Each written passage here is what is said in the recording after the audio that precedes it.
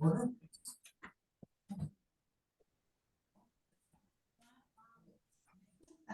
Name's Julie Schnauzer. I'm the village administrator. We don't have a village president here tonight yet, but we will in just a little bit. So what we're going to do is just call the meeting to order at 2 p.m.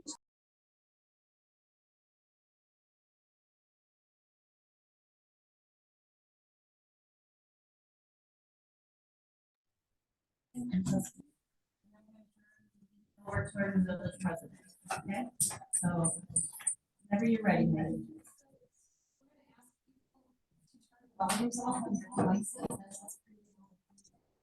of you in the room here, if you don't mind.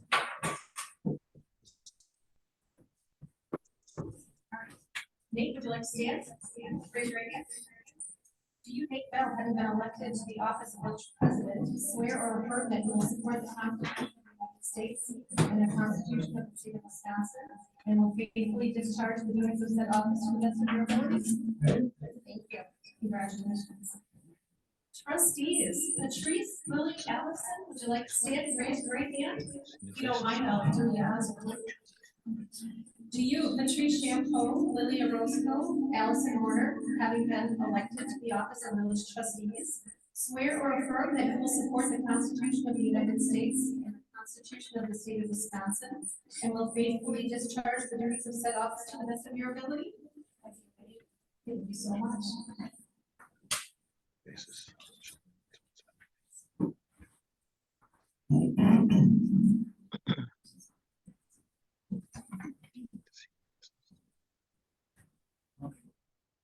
We'll stand for the pledge.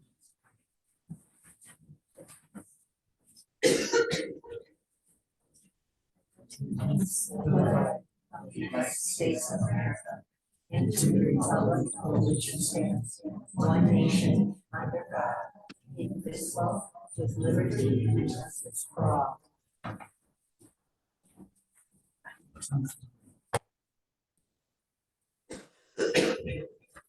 We have everybody check and make sure your point is on Zoom, so we don't have that.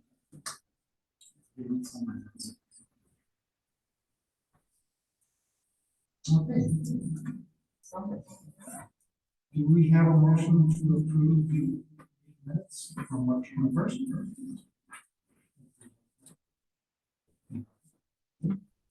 Can we get a motion to approve the minutes? So moved. All those in favor? Aye. And then Nate, because this is not being resolved, can we just go around to everybody's hands up and make sure that the volume, mine is off and the temperature says.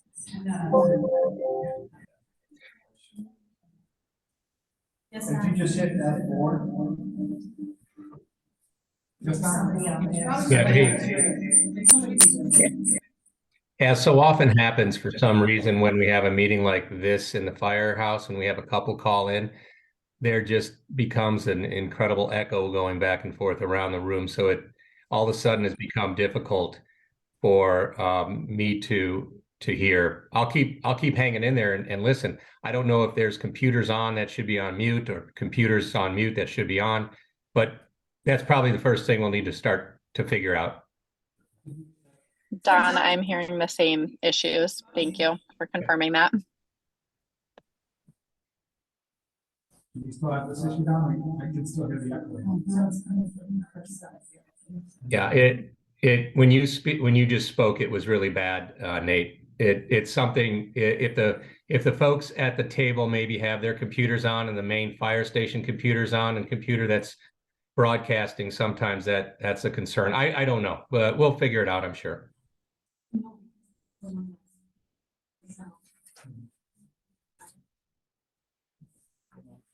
So the echo goes away when you unmute yourself, Don.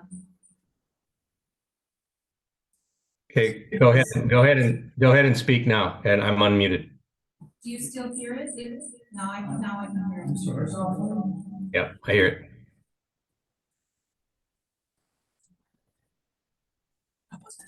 Um,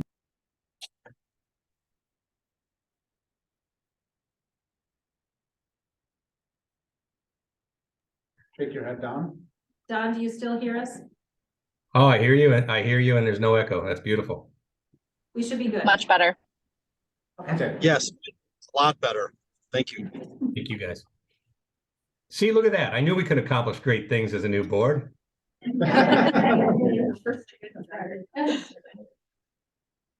Okay, let's move on to the meeting minutes from March 21st. So just to note, this motion has to be made by either Denise, Sarah, or Nate.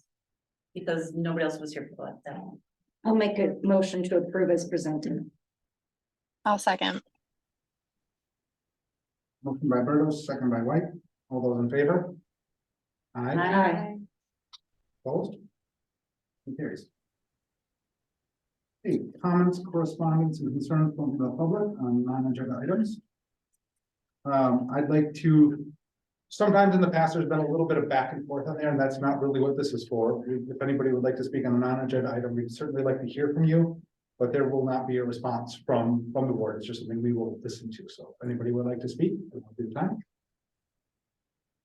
Yes. Thanks, Nate. Bjorn Johnson, legal counsel for Al Johnson Swedish Restaurant. I'd just like to reserve some time for 13 to speak on order of licensing.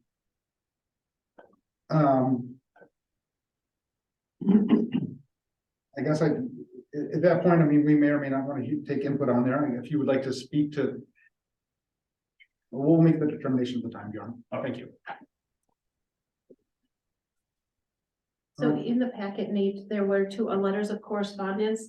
I just wanted to point out, if you don't mind, invitation to new trustees. If you would like to take a local government 101 course to kind of learn a little bit about your role, the village will provide that training for you. There was also an invitation from the League of Wisconsin Municipalities the village is a part of. If anyone would like to attend the annual policyholders conference, the village does pay for, or we get one free attendance at that event.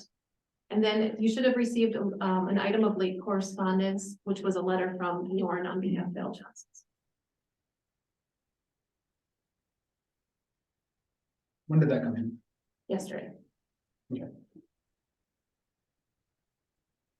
You have it, you could read that in. I did not get a chance to review that one.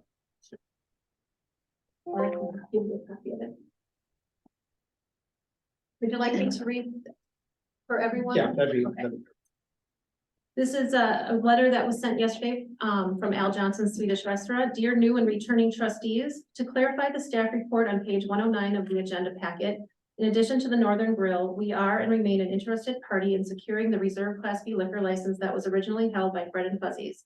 As stated in our January 17th letter to the board, we are committed to eventually securing a liquor license for our real estate located at or near 10710 North Bay Shore Drive, more commonly known as the Old Casperson property. We also fully support the proposed policy for the village's issuance of reserve Class B licenses outlined on pages 125 through 130. It is an objective and reasonable policy for issuing these licenses. The village should fully utilize this policy when issuing the old Fred and Fuzzy liquor license, and all interested parties in this liquor license should be able to submit their applications pursuant to this new policy. Given the timeline for implementing and acting on this policy relative to confirming whether another additional reserve Class B liquor license would become available in August, based on the village's population, we ask the board to act prudently and not issue this old Fred and Fuzzy liquor license until August, when all facts are available to both the village and all interested parties. That way, the village will have more time to issue this old Fred and Fuzzy license pursuant to the new policy, and the village and all interested parties will know whether there are one or two reserve Class B licenses that can be issued. Thank you.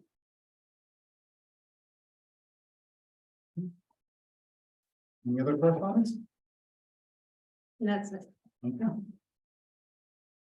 Then we're on to recognition of departing village president Rob Joshke, departing trustee Scott Baker, Chad Kanako, and myself.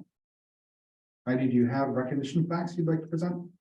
So I'm going to just put up on the screen there. Scott wasn't able to come to the meeting tonight, so he's out in the office and received his plaque. We do also have awards here for trustee Chad Kanako. It just says in recognition of his service to the village of Sister Bay, he became a trustee in 2017 through 2023. And then Rob served one term as trustee for which he did not get his recognition due to the fact that COVID happened in 2020 and we stopped meeting in person. So his plaque says presented with appreciation for service as village trustee from 2018 to 2020 and then village president from 2021 to 2023. So we'll make sure he gets this since he's not here tonight. Right, thank you, Andy. County Supervisor report from Dave Lino. Dave, do you have anything for us tonight? I do. Good evening. First of all, I'd like to congratulate the new trustees and the new village president. It's good to see new faces shouldering the responsibilities moving forward.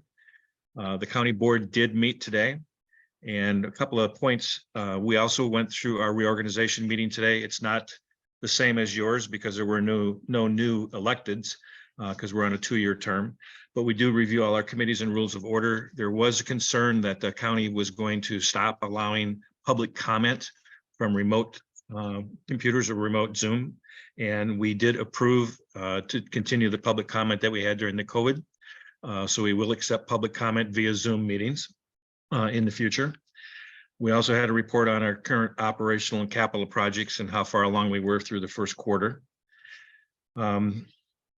We also did something new with our agendas. Within our agendas now, whether it's a committee or whether it's at the board level, any reports that would be sent out to the trustees or the supervisors or any financials are now just an embedded link on the agenda, so that it didn't have to be included in the entire board packet as it was sent out, which cuts down obviously a lot of the paperwork and the thickness of the packets. But it took a little while to get that throughout the entire county. But as of today's meeting, if there was any reports or any financials somebody would look at, if it's an agenda item, you could click on the agenda item. It will take you right to the report without having to open up something different or scroll, a couple hundred pages down to find it somewhere. The other thing that we did, let's see. Committees, copy reports. Oh, we also did our, as you will probably do at some point in time, if you haven't already, our 2022 carry forwards from the general fund account. So we continue to take multi-year projects and carry forward the money that was not spent in the prior year, even though it had been approved for the project. And that's about it for the moment. If there's any questions, I'll be happy to answer them or entertain them. Whatever you would like. Thank you, Dave. Anybody have any questions for Dave? Thank you so much. All right, thank you. Okay, presentation action items. I'll let you take that, Julie. Sure, so we do have a presentation tonight, and that is from the Door County Library Director, Dominic Frandrup. And he is here to talk to us about a proposed intergovernmental agreement regarding library staff. Thank you for taking the time this evening. What the proposed intergovernmental agreement does is it puts into writing what had previously been an unwritten agreement as far as extending the amount of staff hours that are allocated to the library of Sister Bay Liberty Grove, which is currently around 277. So that's the gist of it. Also, it allows for quarterly billing instead of monthly billing, which is our current practice. And those are the two highlights. That's really all it does. It allows, and well, in the back end, it allows us to have conversations during our budget season when, like this year, library staff receive wage increases for county action, and then we can go back and maybe have how county actions influence library budgets. But it's all in the interest of open communication. Just so everybody understands what's going on. So I did, oh, go ahead. Should you go first or should I go first? Just real quick, so everybody knows, I did reach out to Dominic today about the agreement very late in the day, so we really didn't have time to address some things. I did have some questions on the intergovernmental agreement that I thought maybe our attorney should look at, such as, does it replace the other intergovernmental agreement, or how does that work with that? And then I also had some questions on the statutes. So the statutes say that the consolidated library is responsible for total program. And did that include the staff? And then if it does, do we pay staffing? So those are some issues we're gonna have to work out with the attorneys and just make sure we're on track. We have been paying for staffing on Thursdays since COVID. And Dominic, do you just want to explain a little bit about how that happened? Sure, typically what would happen is the library would be closed on Thursdays. We have staff meeting due to the limited staff at Sister Bay Liberty Grove. They would need to be in attendance, which would close the library.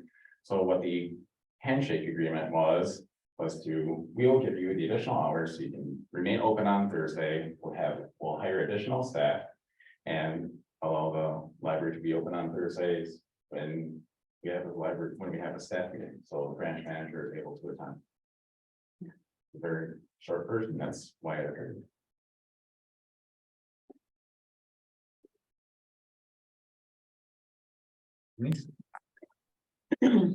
So I had quite a few questions. I was on the board and one of the people that voted for Sister Bay sharing this fee at the time of COVID. So I'm well aware of why we did this. And now that it's gone, that it's here in front of us tonight, I do have some issues. On page 19, the intergovernmental agreement for shared staffing costs, the second whereas, the county and the municipality have established and continue to maintain the Sister Bay Liberty Grove branch library. The county doesn't maintain it. We maintain the building. We built the building, we donated the property, we do all the upgrades. So I question that. And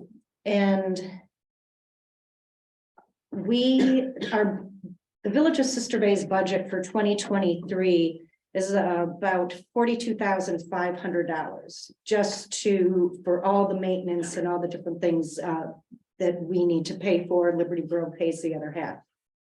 This year, we also have capital costs of $6,500 for HVAC, $9,400 for a new furnace, and roughly $40,000 for a new roof. I believe that it is the county's responsibility to pick up this tab and have consistent hours. I understand why we did it in COVID. We have a lot of money. I want it to be open. I don't want it to be closed Thursdays anymore. And if the branch manager, I don't understand why the branch manager, when we have other employees at the library, still can't go to the staff meeting and have somebody else at the library maintaining it. I did call Dave Leno, our county supervisor, and asked him why the county just isn't picking this up. He was in the county board meeting today. He said that he was going to stay on, listen to the presentation, listen to what our discussion was, and see if he could not understand the situation better before he would comment or dig deeper, I guess. If I have that right, Dave? Yes, that's correct, Denise.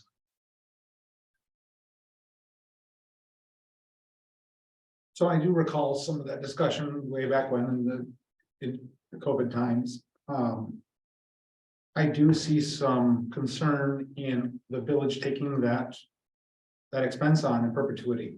Because I mean, as you pointed out, the state statute says that we will provide the building and the county will provide the services on there. I do want to see the library open as well, but I absolutely understand your point, Denise, that, you know, and my concern is it's not just this year, it's the next, 20 or 50 years. So to have that accepted, but as just be accepted as the village's expense. Because as you say, we've got some significant expenses on that library this year, just to keep it open. Right. Anybody else have any thoughts on it? I agree with Denise and you, Nate, on that. As far as I was understood it, the county pays the employees to work the libraries all through the county. And our responsibility is putting up the building, taking care of the building, sharing that with Liberty Grove. I feel that the county should pay the staff, not the Village of Sister Bay. And I also want the library open on Thursdays. Yeah. So this is Sarah, my comments, I mean, at the end of the day, I think part of our duty is to figure out how to create a service for the community that's open and available as much as possible. So I think what the county is trying to do is help to figure out a way in which we can keep the library open, right? Like that was one of the challenges we faced over the last 3 years with staffing. So I'm not a lawyer, so I'm not, I appreciate Denise's comments around just making sure that the language is appropriately articulating what our responsibilities are and what the county's responsibilities are, but I would love to see a collaborative way to get through this, because I do see the intent of what the county is trying to do in helping to support staffing when we're not able to do it at the local level.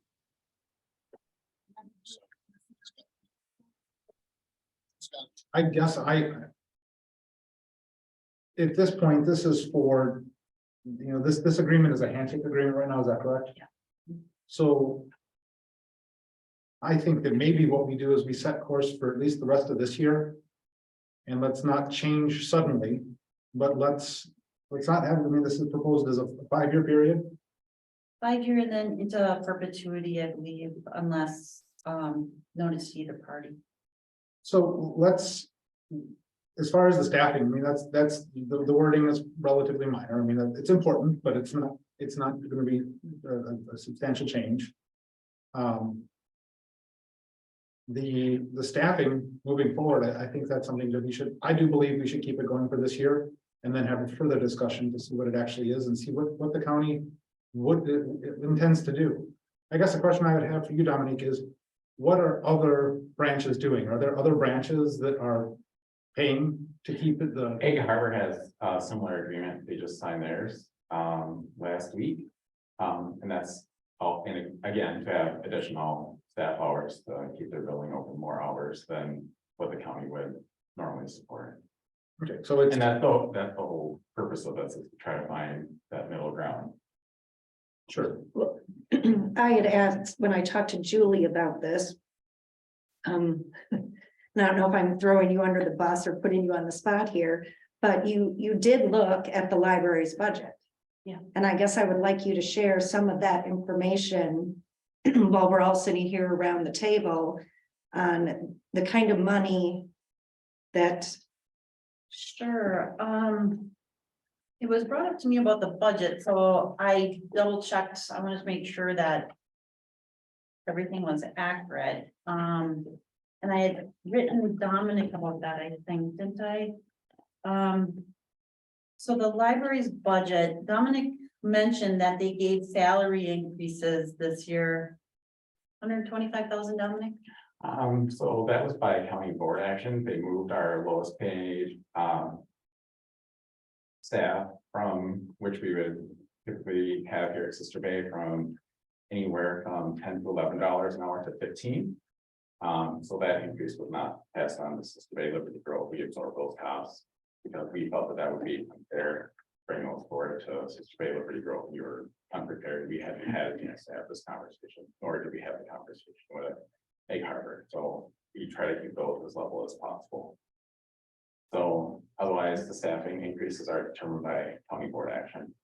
So I have just a question for you on that. So what we're being asked to pay then, if we signed this, would that go up as, because this doesn't have a dollar amount. So because it does have dollar amount, okay.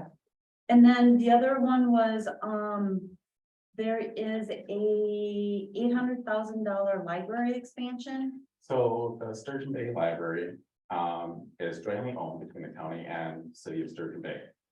So the building is 50 years old. And so the county and the city have started to put money aside to do a rehabilitation project. Okay. And then, and I'm not sure if this one, you can really talk about, but a $5.6 million for an archive museum expansion. I think that's in the old Yonkers building. Is that right? So the old Yonkers building is currently set to be demolished, and there will be an expansion added to the side of what's currently the museum, where the old fire station is. So that remodel project is going on.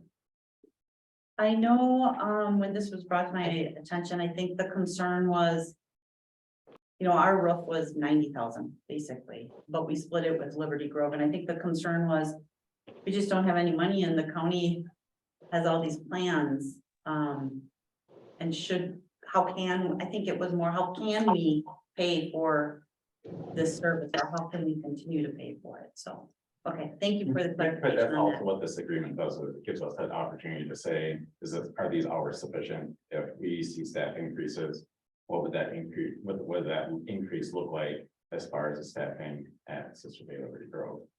Yeah, So I'm, I'm willing to make a compromise with you, Nate. I think your idea is a good one. That we sign a 1-year agreement. And we take that year and we talk to our county supervisor, Dave Lino. And we talk to the county library committee and ask them how they can work this into their budget for the following year. Okay, when you say 1 year, do you mean to go through this fiscal year or 1 year from today? it would, because we've already budgeted we're already budgeted to the end of 23. Okay. So I think that Fiscal. yeah, So this will just take care of us through this year. Right. Okay, And it's April, it gives us 8 months to have those important conversations and hopefully come up with something that will work for everybody. okay, and then the word maintain would probably be removed as well. Well, or just the county.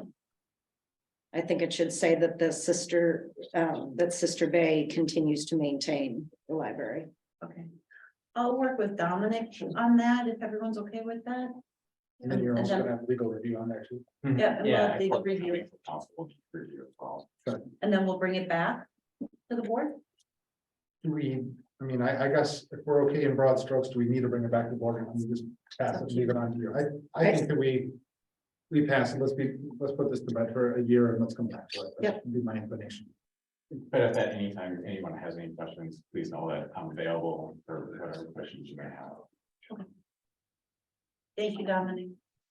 So I will make a motion to approve the agreement with the text changes as discussed and for this agreement to expire December 31st, 2023.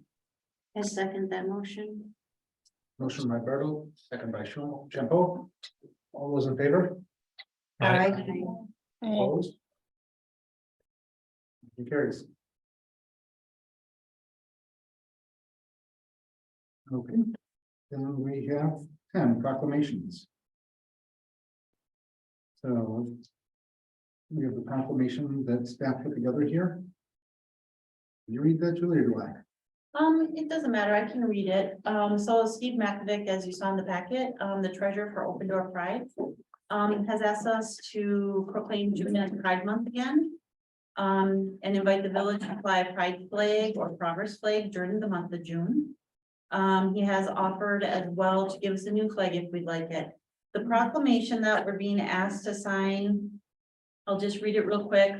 I took some information that Steve had provided, some other proclamation I saw and made a new one for us. So whereas lesbian, gay, bisexual, transgender, queer, intersex, and asexual citizens and citizens of all orientations and identities, LGBTQIA+, visit, work, and live with pride in all of Door County. And whereas many LGBTQIA+ visitors and residents have immeasurable impact on the cultural, civic, and economic success of the county and our village. And whereas local LGBTQIA+ residents have often faced adversity and challenges as they strive to enjoy the same quality of life and opportunities as non-LGBTQI+ residents, and are deserving of a village that embraces and welcomes with pride all persons. And whereas Sister Bay wants all visitors and residents to take pride in the diversity of their community and the beautiful contributions we all make to those places we love to visit, work, and live. Now therefore, the Village of Trustees for the Village of Sister Bay, Wisconsin, a small waterfront community enriched by diversity, enhanced by a culture of acceptance and kindness, strengthened by respect and appreciation for all, and chosen for their welcoming spirit on this 18th day of April 2023, hereby proclaims June 2023 as Open Door Pride Month. And if we are in agreement with that or have changes, we can make those now. If not, we would make that official. Nate would sign it, and then it would be posted and sent to the paper as well. I think it's worded. Well, I'll make a motion to approve. Second, Motion by Berto, second by Warner. All those in favor? Aye. Aye. Hi. Who cares? And Denise, I'm assuming that meant hanging the flag as well for June. Okay. I have one comment about that. I just saw we were flying a different flag earlier this week, and I'm not sure if, and that one seemed to have some politics behind it. I just didn't know if we should be hanging flags with political things behind them. So I don't know if we say okay to this flag, if we have to hang everybody's flag. I can help you with that. So the flag was hung in honor of the police officers that were slain. We do have a flag policy, which I can share with the board, and then go through that if anybody wants to change it. Denise, about how old is that policy? 3 years? 3 years tops. Pretty recent, Right, but but we followed some federal and state guidelines, and as long as you fell within that criteria, it didn't necessarily have to come to the board. A request could be made to the village office, and staff then would see if it met the criteria that the board set forward 3 years ago, and then it could be hung. Okay, I just wanted to make sure we had a out if we wanted to say no to somebody's flag. But if they meet the criteria, they meet the criteria. Okay, It's a challenging thing. It's the first one, I think. okay, all good then. well, the policy brought what, forward next month. then, I'd like to, if we can continue the conversation, because full disclosure, I also sent an email in this weekend asking the same question about why the flag was flying. And the answer that it was for the slain officers was fine. Question is, though, there are a lot of flags that wouldn't be fine. And I don't know what the criteria would be, though, Denise. Is that something that can be shared? Because if somebody wanted to hang a Confederate flag in our town, would that meet criteria or not? Would not. Okay, then what? Then From my memory, it would not. Okay. But we can Okay. ask staff to forward that policy that we adopted to everyone for their review. And if anybody has any questions after reviewing that document and wants to have either a further conversation at this level, we could put it on next month's agenda. If everybody's okay with how it's written, we'll just leave it stand. fair.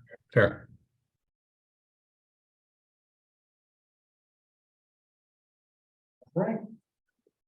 Steve, did you have anything to add? I know you were here for that item. Anything to speak about on that matter, or are you good on the proclamation? Good. Well, no. My name is Kathy Greer. I'm the chair of Open Door Pride. And I want to thank you all for representing the LGBTQ community, because we know that when our elected officials acknowledge us, we are healthier and happier. So thank you very much. Thank you.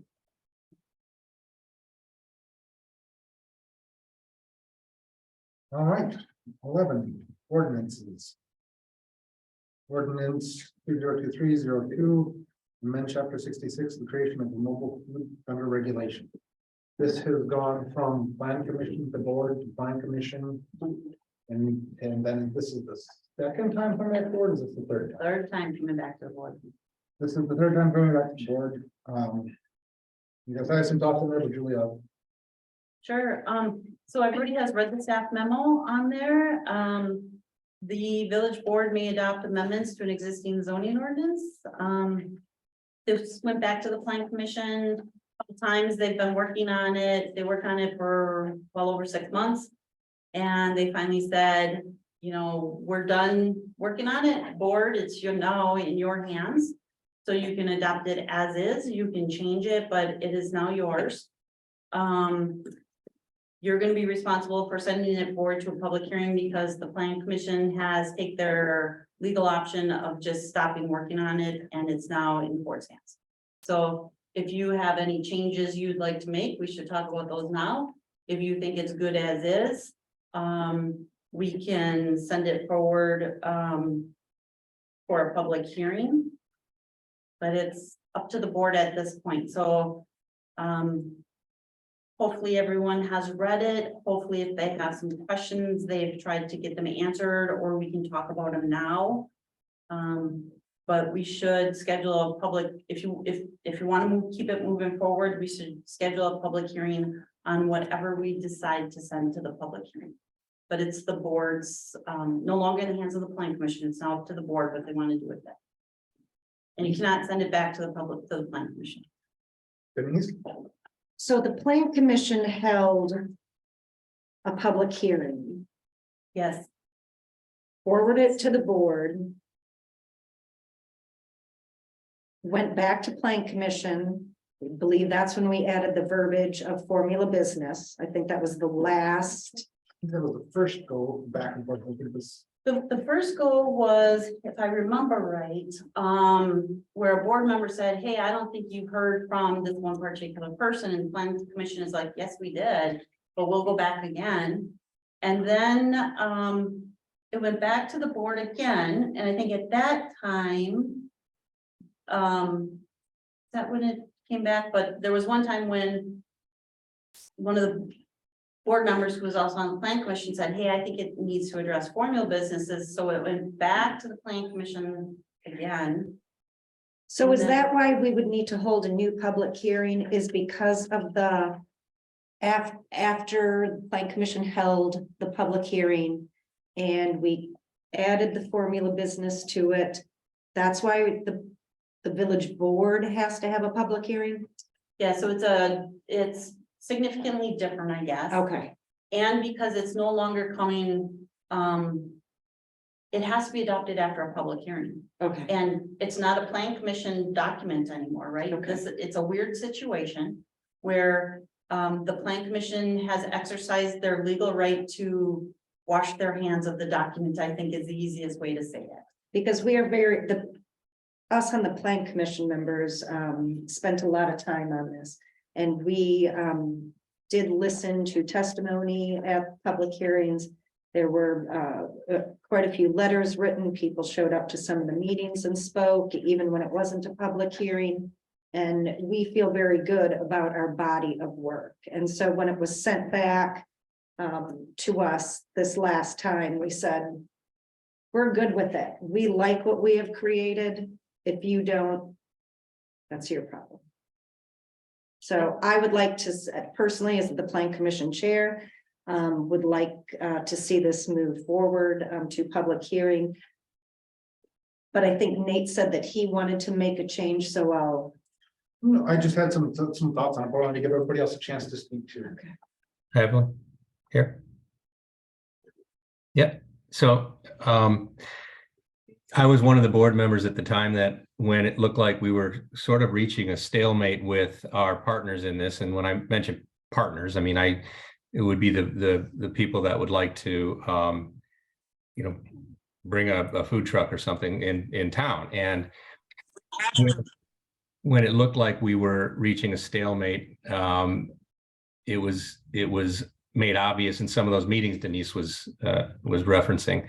So I had said, look, if we feel like this is a good idea as a village, and we have people who want to participate in this, why don't you go back and come up with a plan that both sides agree is a workable plan? And the way you know that, whether it's business or anything we do, is because both sides are satisfied at the result. It doesn't seem like that's happened.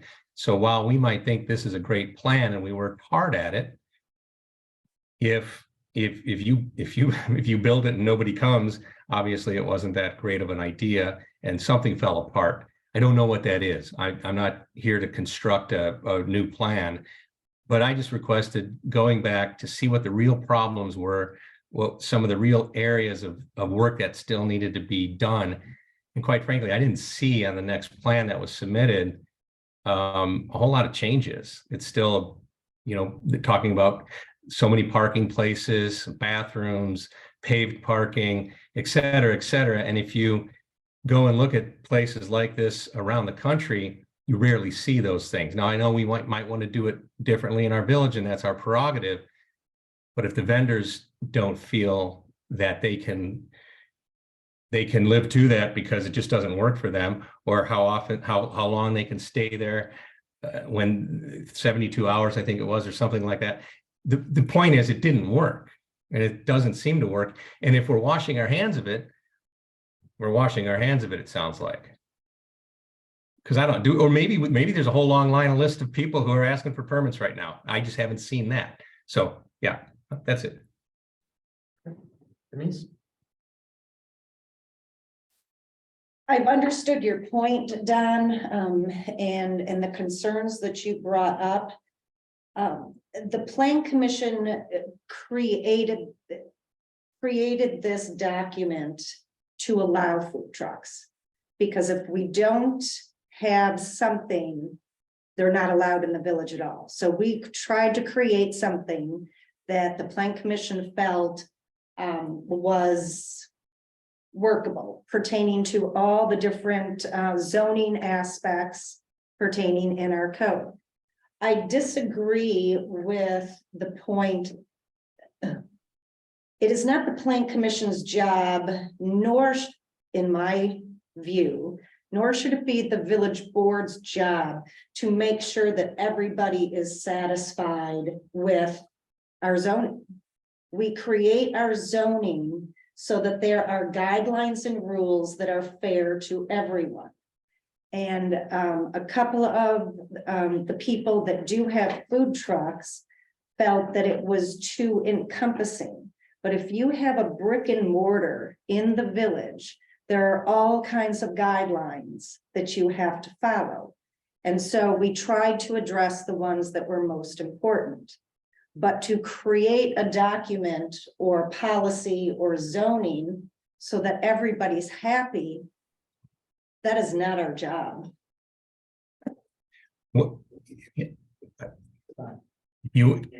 If all we did was want to put a plan in place to say that we're allowing food trucks so that we look like we're allowing food trucks, we then are doing that. But if we're putting a plan in place that would actually allow food trucks to function, we may not have done that. I guess that's my point. Because this is not brick and mortar. Allison? I have felt some of the same ways Don did, that when I read over this, I didn't think it was talking about food trucks. I thought it was talking about a food court, because you needed the paid parking and the restrooms and the seating and the parking spaces. And that made me think this is more talking about a restaurant versus a food truck. When you go to any other town, the food truck is just there, you get your food, you walk away, you go eat it in the park. And you don't need seating, and you don't need parking, and you don't need paved surfaces. And to me, this didn't seem like a food truck. So I kind of, I don't know, and I'm obviously very new to this, and I didn't see all the iterations going back and forth. It's called a food court, and some people may interpret that one way or another, but it doesn't mean that it can't be one standalone truck on one property, or if you have a large enough parcel that it could be 10 trucks on a property. So it's kind of all encompassing if you have the space to do it. So even though it's called a court, there can be one property that has one food truck on it, and it's still a court. Okay.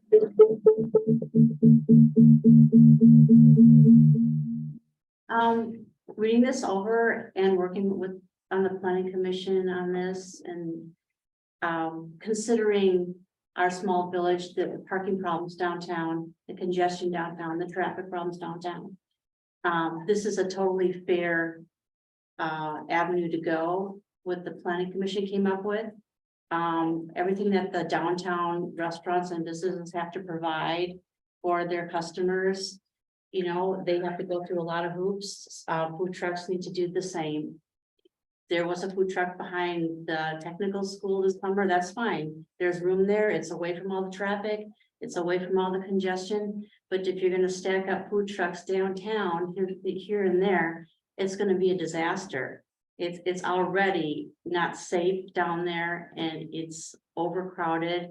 And to put food trucks in there where they want, you know, it's just not gonna work. So what the planning commission did put forward is totally correct, in my opinion, and this is the way we should go forward with this food truck issue. And just for a clarification, one of the people that was vocal about the ordinance, the way that I read it, and they were operating within the village limits out on Highway 57. The way I read what we had written would not hinder them operating their business. It would actually make them legal instead of illegal. I think my perspective on this is we are dipping our toes in this space. We're trying something. It might not be perfect, but it's a start and it's at least providing some guidelines. So I don't know if this is perfect. And as I look at other villages and what they've done and towns, I think we have to start somewhere. I think the Plan Commission has done a good job in getting us to the point that we've gotten it. I think there are quite a few food truck owners out there who are excited that we're getting closer. I don't want to carry this any further. I want to move forward. I don't want to have any more conversation about it. I do want us to get to a decision tonight. So for those reasons, I'm supportive of how this is written today, but I caveat that by saying I think we're learning and we may need to evolve and be open to that if things don't get executed the way in which we want them to. So appreciate, Don, your comments, and Ally, your comments as well, but I think we have to try something.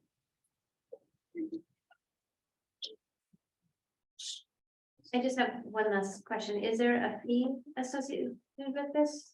I didn't see that. Maybe I missed it. That's in the second ordinance. There's a fee for a license. Oh, Dog license, all licenses require fees. So there is a fee with, not for the court. But, well, you have to get a permit for the court, right? Site plan review, doesn't need setbacks, all that other stuff. But then for the food truck to be in the court, there is a fee.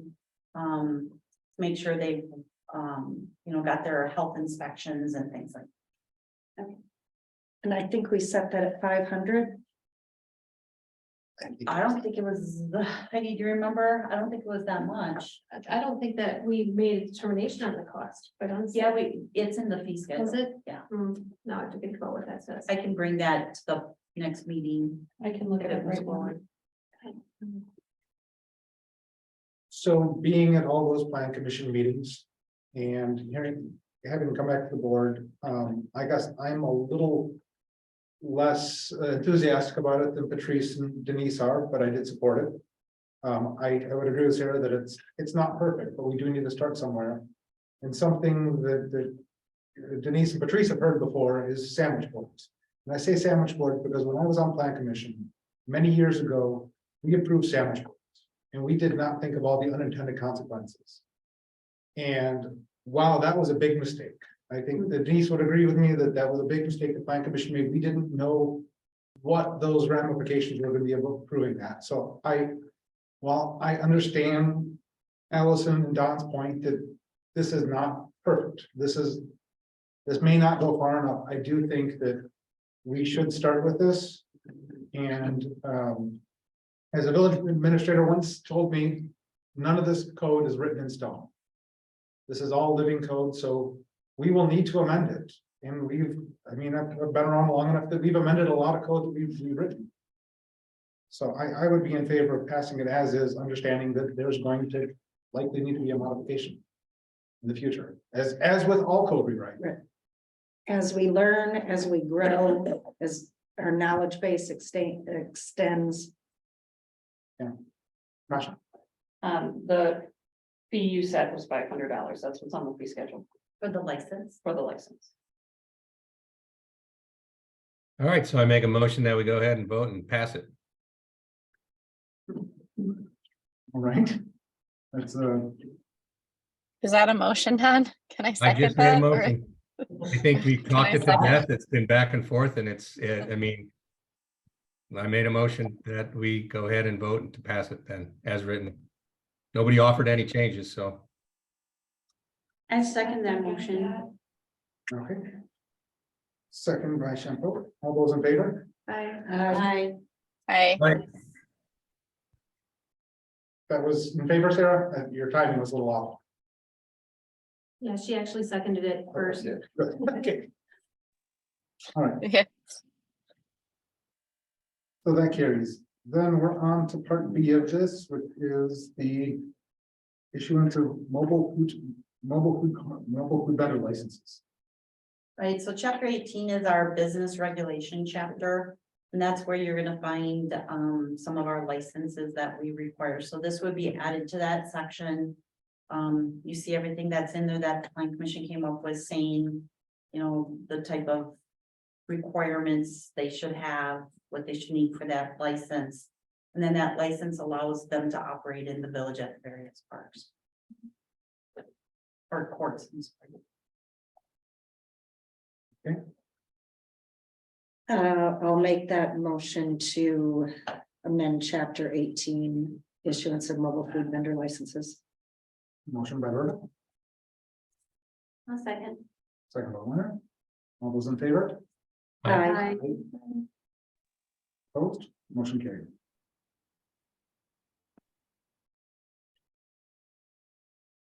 Okay, number 12, resolutions. Resolution 2023-03, property sale to the Door County Housing Partnership.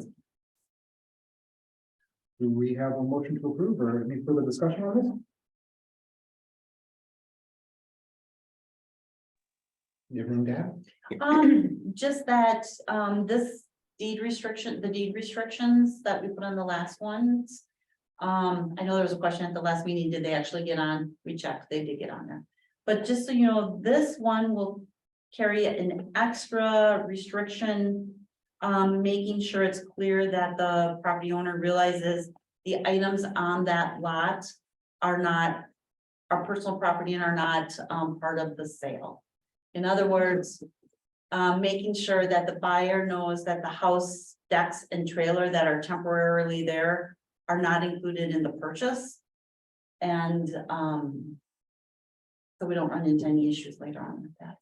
Do we know how soon those will be moved off the property, Julie? Yeah, the Board of Appeals gave the, person who owns that equipment until August. But I've been working with that person, she's gonna be coming back to the Plan Commission and the board to revise her development agreement.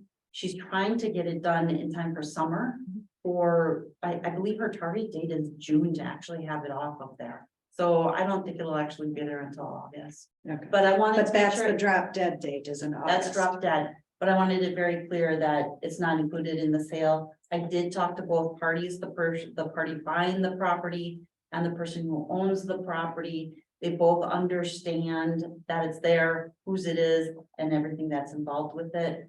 The question came up, well, what if it's not off by August?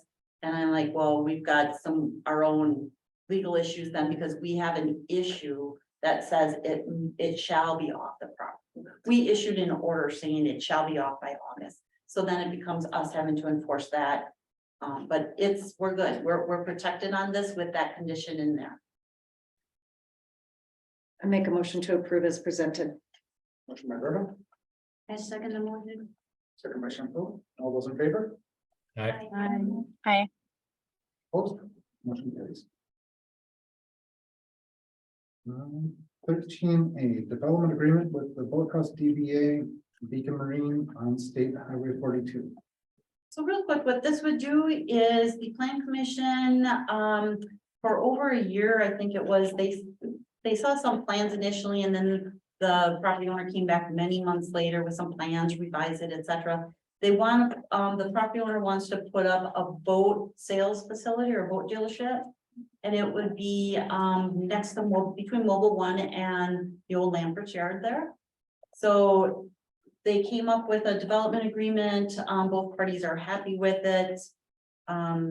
You'll see these are quite lengthy documents, but because there's so much legal stuff in there to protect ourselves, to make sure if our roads are damaged, we can get them repaired. But this is ready to go and, hopefully the project can get started soon.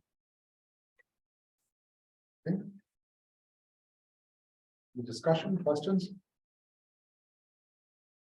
For the new board members, this has already gone through plan commission. So this isn't the first time we've had eyes on it, so that's why there's usually not as much discussion about it. I make a motion to approve as presented. Motion by Berto, I'll second. Second. second by Warner. All those in favor? Aye. I, No, Motion carries. And the orchard agreement for the former Wiltsey property by Sequoia Associates. So, what we did last year, we own 53 acres out by the, wastewater treatment plant. We call it the former Wiltsey property. It's actually village property now. And there's some cherry trees out there and, last year we had an agreement with Sequoia Orchards that they could continue to maintain those trees, keep them live, harvest the cherries, etc. They give us money in exchange for that. And basically, it's a year-to-year lease because we want to make sure that when we're ready to develop it, we can develop it and not have to worry about somebody harvesting those cherries or having a commitment out there. So this is just renewing that lease for this summer. The lease actually gets backtracked or backdated to April, but it's a 1-year lease, maintains the cherries. And that's it. I have a question. Why is the rent on that so low? That's a good question. That was set It's- before I came, so I don't Crazy know. low. They maintain all the trees. Usually we wanted to keep the orchard. First of all, it was a pristine orchard and the previous owners just did a phenomenal job on that orchard and they are the most some of the highest producing trees in all of the county because of how they have been maintained is what we were told. We were also told that when you lease and you have all the maintenance involved in it, that leases usually do not go for a lot of money. The village also owns some other property that they lease out to Jonathan Orick. Up in Liberty Grove off of Highway 42. And I think that's a pretty nominal lease also. It's just not something that demands a high price as we have been doing this for many years. I think the biggest function of it is to keep it as a working orchard, as an orchard, so that at least in the spring when cherry blossoms come, that it looks like an orchard. That was my perception of it. I mean, when we got that property, we weren't looking at it as to make money by leasing it out. I understand your point of saying, why is it so? That's a great question. We need questions like that because, you know, when we have to answer that, it makes us think about it. But I think it does make sense to do it at that, just to keep it until we develop that into something, to whatever we do with it. Right. Okay. Any other questions, discussion?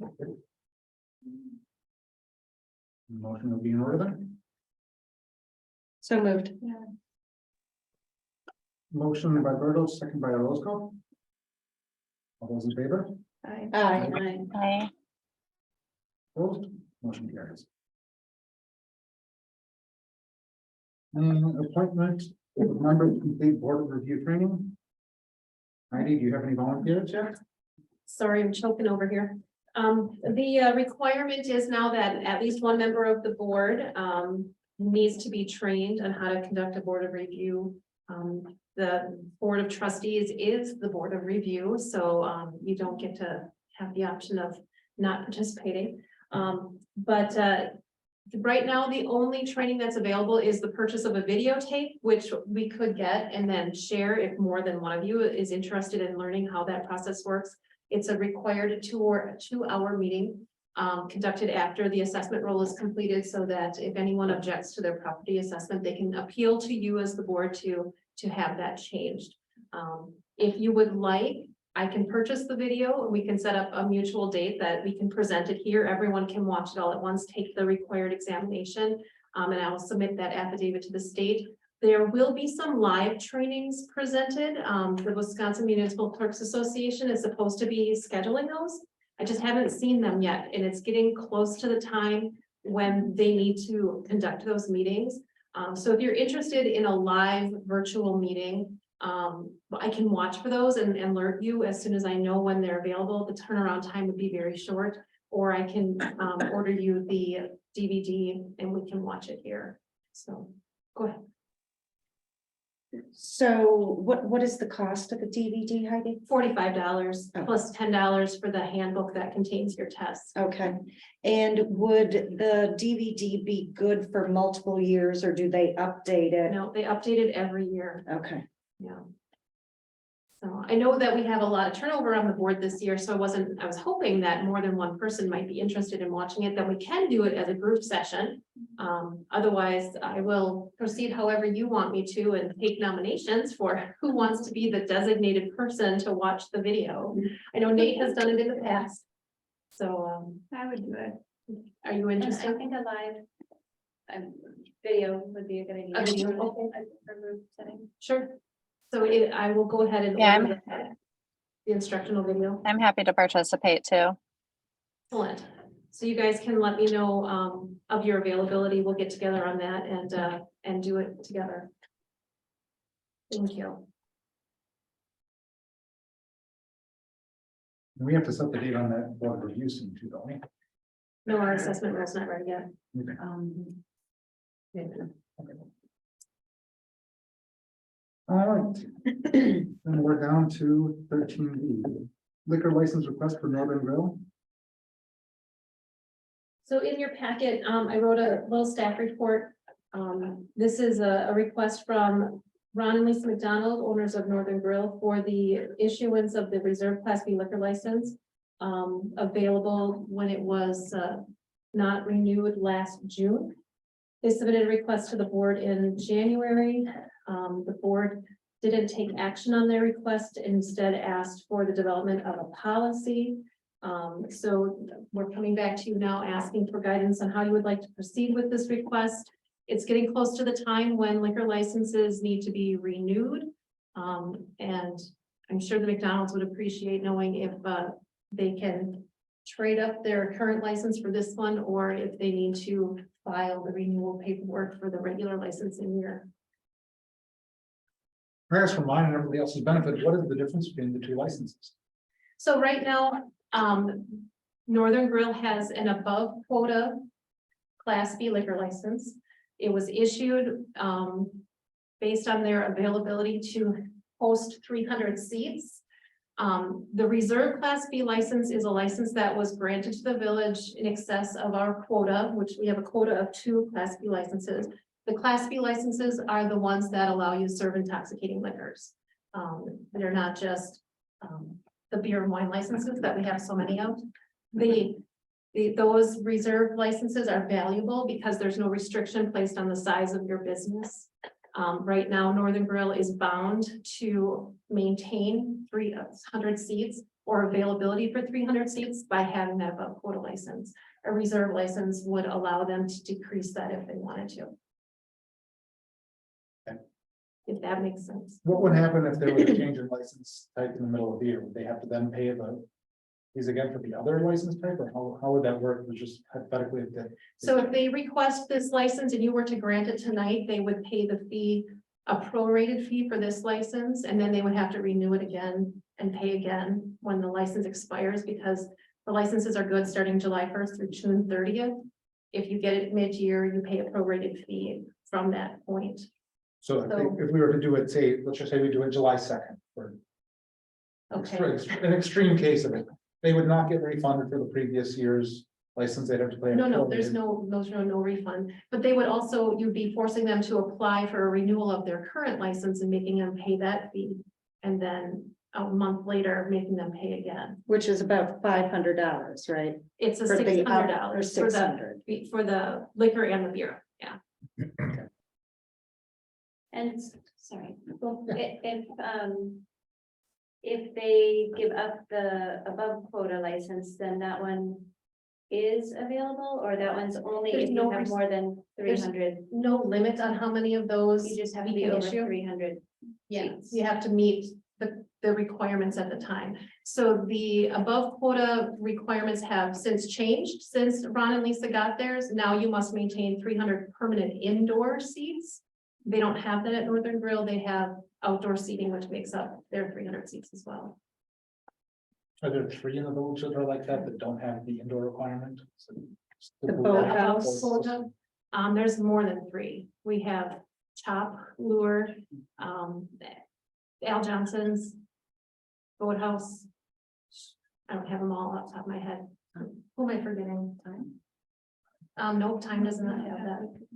Husby's and Sister Babe Bowl have the 2 regular Class B licenses that the village, that meets the village's quota. Those are the 2 regular ones.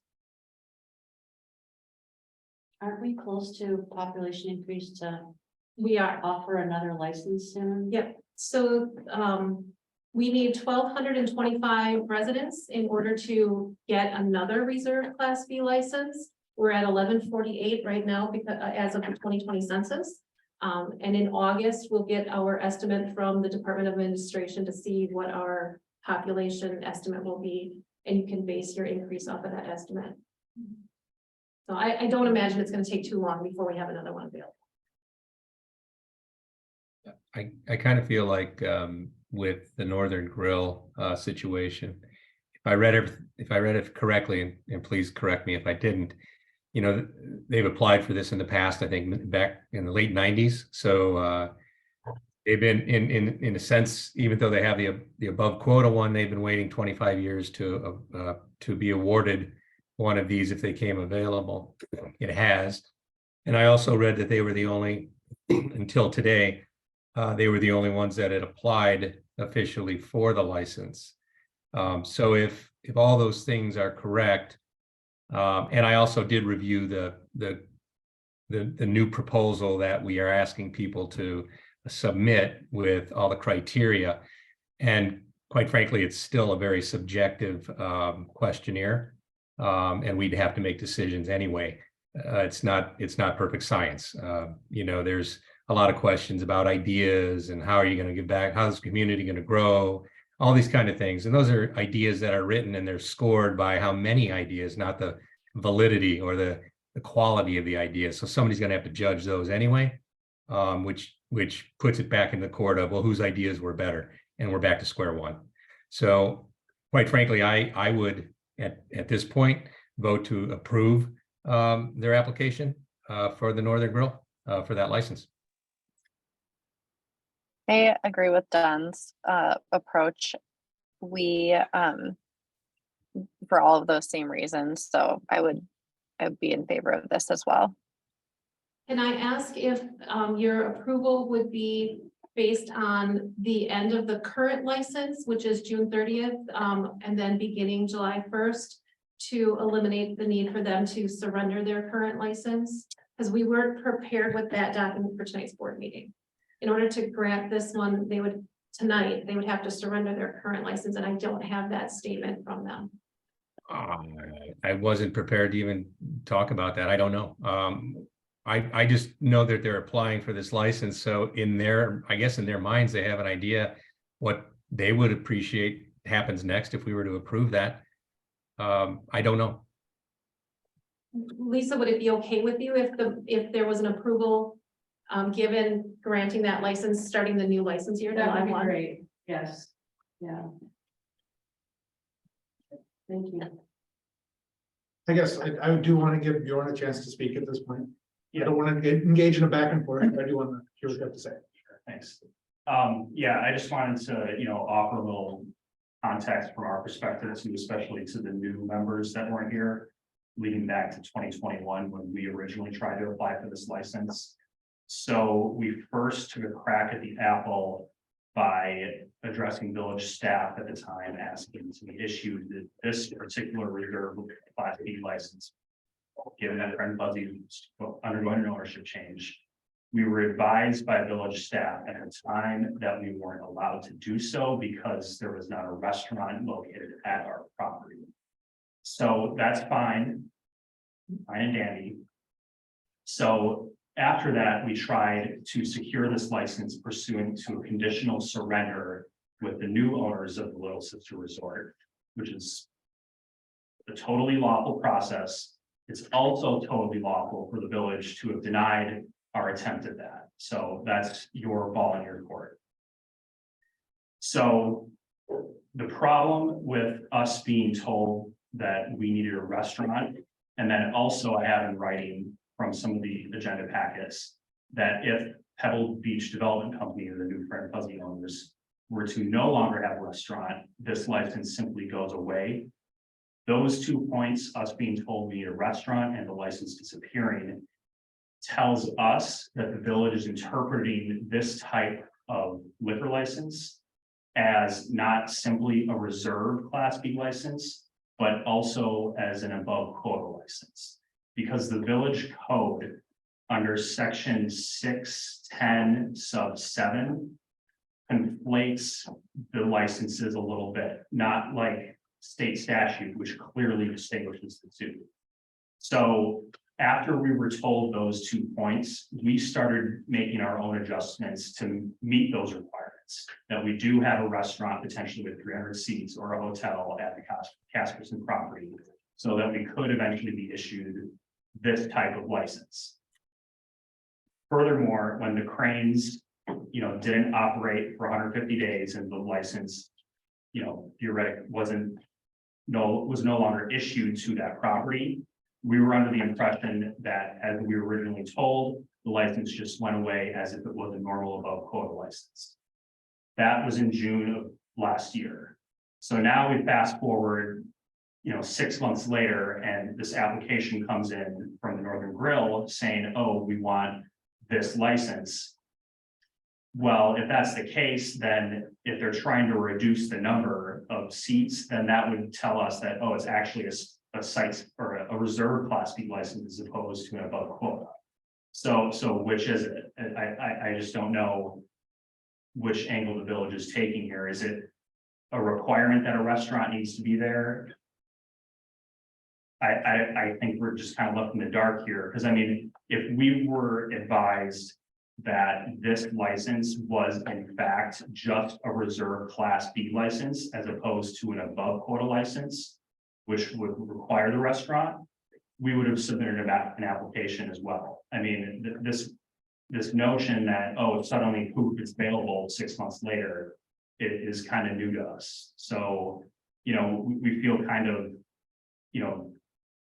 just treated unfairly in this process. Because, we're told one thing 2 years ago, and now we're hearing new information 2 years later saying, oh yeah, you can apply for a normal reserve Class B license. So anyways, all of this just leads me to say that, you don't have to issue this right now. You can give it some time. I think, the application process that is later on in your agenda packets is a good start. I don't know if you want to tweak it or what, but I think all interested parties should be offered an opportunity to apply for this. There should be notice out to the community that it is available and it didn't just poof go away once the cranes lost it. So, like we would submit that we have the best case to put forward to be issued this license. And, we'd like that opportunity to do so. But we just need the proper notice from the village that, hey, this is available and everybody can come in and apply. So I think that's where the frustration comes from our end. But, we would just ask for the village to just take a little caution here. There's no timeline from the village's perspective. We'll eventually submit, this is more about economic development and broadening the tax base and, encouraging growth as opposed to, just an operational convenience for one party that just kind of got ahead of the process and. You know, the village said, oh, okay, well, now you're the only applicant. Well, I mean, we would love to be applicant too, if we had known that this was available. And it didn't just poof go away. That's kind of where we're at right now. But I mean, like, if this isn't a knock to Northern Grill specifically, I mean, like, if there's 2 licenses available come August. I mean, I'll personally be the first one to say, hey, they should be issued one as well. So I mean, this is just more of a frustration that we have with the village. And, you know, advertising to the public that, hey, this is available. So. Thanks, Bjorn. Yeah. Denise? Trying to clarify some things that I thought I was hearing you say. Denise? Um, Sure, we can conversation this way. That it was my understanding that you have to have a structure to be granted a license. The application requires that you provide with your application a drawing of the premises that shows, you know, where service will take place, where alcohol is stored. I don't know how you can provide that without a building. Okay, that's what I thought from conversations in the past. And then it's so convoluted, and I ask this probably every single year, and I can't hold it in my brain for whatever reason.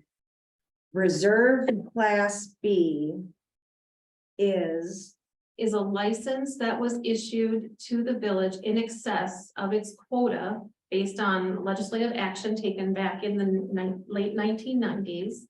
It has no restrictions placed on it. It allows for service of intoxicating liquor. okay, no restrictions.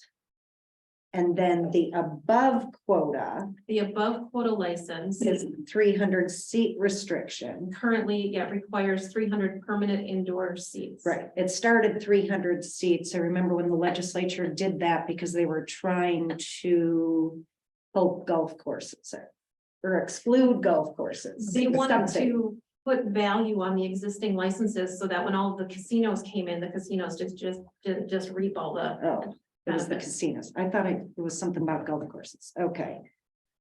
So it was 300 seats total when it was first implemented, then it was changed and moving forward, because I think the boathouse got their license just under the change in the law. I think Stabor and Boathouse came to that for, like, it was that May or that June. Okay. He just, that was when Fablino was president. It doesn't have a license separate from Al Johnson. Oh, that's right. That falls under Al Johnson's license. Okay. I have a couple questions, Nate. Yes. What kind of license does the Northern Grill have now? An above quota license. And they want the reserve license because, When their above quota license was issued, the requirement was they had to maintain seating for 300 people, whether it be indoors, outdoors. okay, they don't want to do that anymore. Right. Okay. It would be challenging, you know. Yeah. So Understand. And then the Al Johnson's future project. They are wanting the reserve license as well. For a separate bar from the Stabor, correct? So it's a new business, mhm. also under 300 seats. Well, I don't know anything about their proposal. Other than there will be future proposal coming. Right, and then with population in Sister Bay growing, there could be another license on the table that they can get if they. Mhm. Mhm. And we have had other businesses express interest in a license, but at the time, there weren't any available. So, Counselor? Just my thoughts, I feel like Northern Grill has been waiting for a very long time. They should be allowed to downsize if that's what they want to do. And when this future Casperson project, Bill Johnson's project is up and going, then they can apply for the new one, for the above quota, or the new reserve license. I do feel like Northern Grill has been waiting a long time. And I believe I heard at a different meeting that you asked at the same time Fred and Fuzzy's got the license, so I think it was between Fred and Fuzzy's and Northern Grill, so in my opinion, it's Northern Grill's turn. And we should issue it right away instead of just holding on to this license. I mean, issue it at the changeover of the license.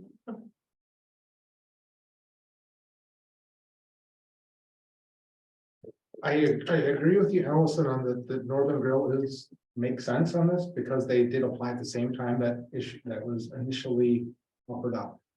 One thing that I did hear Bjorn say that made me think a little bit is we should make sure it's out there in the public. Heidi, how much do you think that it was? I mean, like, how public was it That the license became available. yes? Well, license renewals was on the June meeting agenda last year for the village board, and anyone who came to that meeting would have known what would have been approved or not. I guess we don't publicize it otherwise. We never have done that. I mean, like, when we have a new liquor license, it's not like we put a public notice out there saying we've got another liquor license. Right, well, it's not to my knowledge has ever come up before. I think we've also talked about it 3 times this spring. It was on the January board agenda, it was on the February board agenda, to talk about. To address your comment though, Nate, moving forward, if the policy that's in the packet gets adopted, we will have a public hearing because we do agree that's a fair process. But we also have to process applications by the rules in effect at time of application. And when they submitted the application, there was no policy or rule to require us to advertise that the license is available. If we adopt the policy, which is later on the agenda, moving forward, we will, because I agree with Bjorn. It's only fair that everybody gets that shot at it.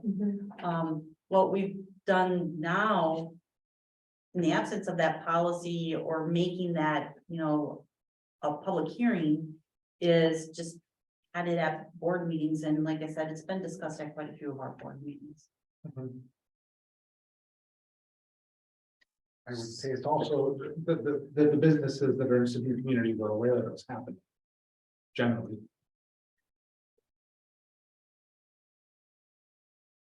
Any more discussion? Yeah, I'm just thinking how to frame my question. So basically, the above quota license that Northern Grill currently has, it says the seating has to be available.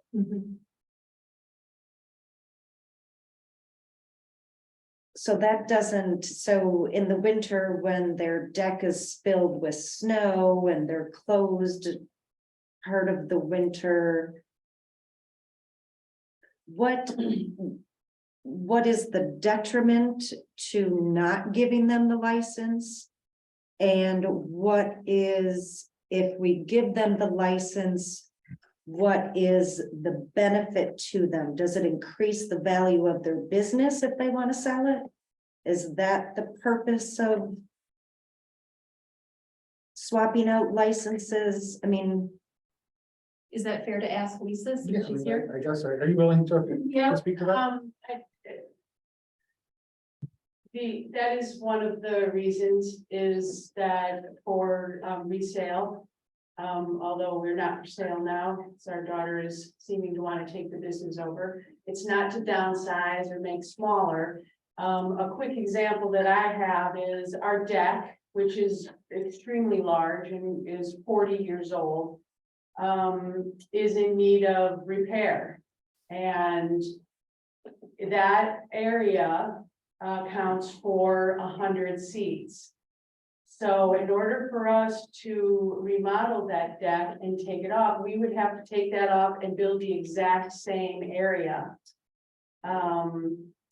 that deck is now. And, we feel like we could have half of that size, and be able to, fill it. It's a very, very big deck, and so that's, one of our other, that's something that we want to be able to do is make our place look better and feel better, and we can't do that with the area that we have right now.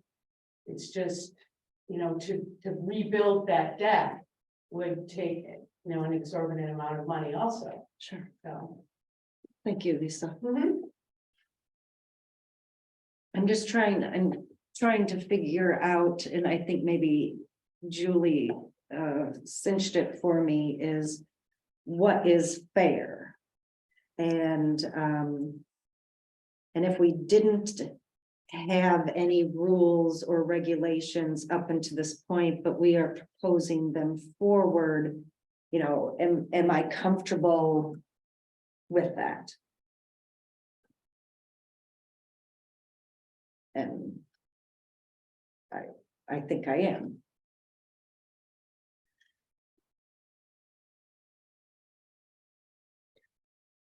I think for me, one of the things you said, Julia, that has come back and has been a challenge over the years, especially on planning commission, it is. At the time it was presented, it's not what's going to be, it's not in the future. If you make changes in the future, it doesn't retroactively go back. I feel like the village has certainly been on the other side of that many times. So, Time of application. yeah.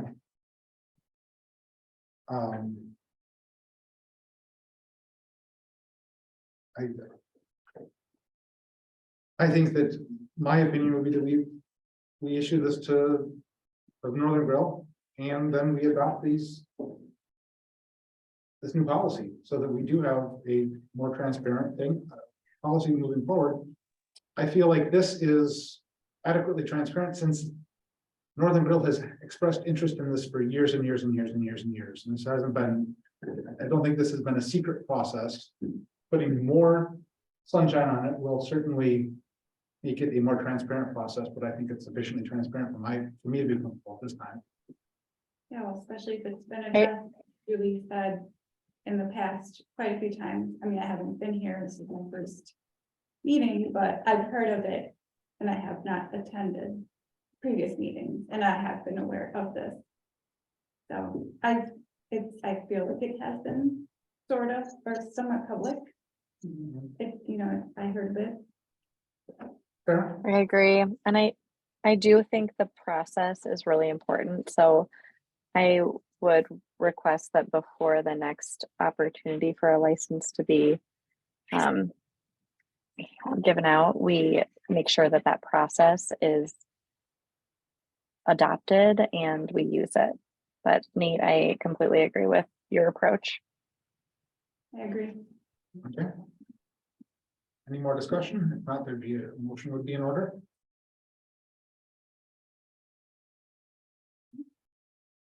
I can make a motion to approve the application for the Northern Grill. Okay, motion by Cox, second by Roscoe. Bjorn, I gave you a chance to speak here. I appreciate you raising your hand. I want to acknowledge that, but that was your chance to get your foot there. So, okay. All those in favor? Aye. Hi. Opposed? Motion carries. Next item is a liquor license request for Claude's Kitchen. So in the packet is an application from Anna Meester. They are leasing the property formerly known as Claude's Kitchen and reopening it as Claude's Kitchen without the apostrophe in Claude. Anna was going to try to join us for the meeting tonight, but it doesn't look like she was able to log in. It is a coffee shop. They will have some lunch sandwiches there. I didn't collect a menu from her, sorry. But it's a standard application. They're looking for a beer and wine license. She did submit proof of having obtained her Wisconsin Cellars permit. She has her restaurant license. It is still waiting on final inspection from the state. That's going to take place next week. We do need to have a fire inspection done by staff here at the fire department before any license can be issued. So we're looking to get approval contingent on those final things happening. I'll just add to that, it was brought to my attention that this coffee shop had not been operating for over a year, so we did get a hold of Anna today. She did come in and apply for the permit. She's using the same tables, same amount of space, so we were able to issue a permit right away for it. When I was reading the application on page 119, and I called Heidi and talked to her about this today. After about halfway through, and it says, having applying for a beer and or liquor license for any other location in Wisconsin, and she wrote no. But then on page 120, on number 4, it's yes, Mobile One Inc., Sister Bay. So I brought that to Heidi's attention and to call Anna and have her refill out page 119 with the correct yes. And I do have that with me Okay, right here. because otherwise I would not have been able to approve it as presented.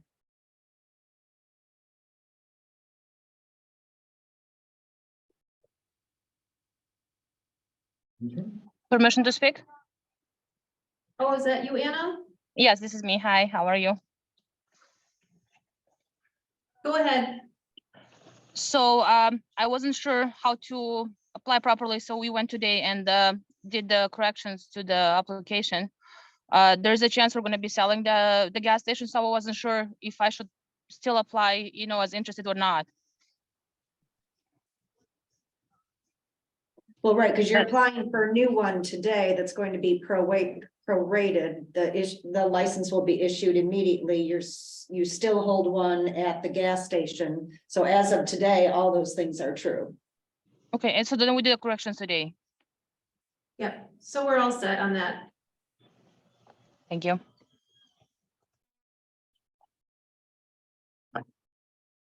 I will make a motion to approve. What, no, Nate? No, you're right. Oh. No, just read it out. You're good. Okay. Seeing that Heidi has the new documentation that has been corrected. Okay, motion by Berto, Second, second by Cox. All those in favor? Aye. Opposed? Motion carries. F, draft policy for issuing Class B liquor licenses. This was quite a challenge for somebody who's never had to write policy before. I was able to find a couple of examples from elsewhere in the state, but there's not a whole lot out there. And I will be making some clerks very, very happy if we approve this policy and then I share it with them. Then they don't have to do the work. But this was done at the request of trustee Compo, who's no longer with us, to create some kind of a policy to give out those very valuable reserve Class B liquor licenses when they do become available. Because Sister Bay is looking at having a second reserve license very soon. We're only about 100 people away from having one to issue. I don't know, I guess this is hopefully you all had a chance to read this. The best I could do at coming up with an application process for those licenses. Yes. yeah, I'm sorry. Don? I'm sorry, I interrupted. I think Denise actually had her hand up before me. Go ahead, Don. Go Right, ahead. I was just gonna say, look, Heidi, I did think you did a really good job. Any kind of a scoring application is difficult. The only thing I mentioned it earlier when this conversation started, there's a lot of areas where it's very subjective still. Again, when you reward points for number of things, like number of ideas of how it's going to show benefit, the ideas themselves still need to be taken into account, and that then the scoring and just awarding everybody the same amount of points just because they had a number of ideas and filled out, just really is just checking a box. And then we're back to where we started. All the applications will have the exact same points because everybody will max out on ideas. So I think there's still some work to be done. And I apologize because that just sounds like I'm throwing stones. I can help. I think maybe we can do a little more work on it if need be, but I think it's close. I think it's a great start, but I think it's very, very subjective still.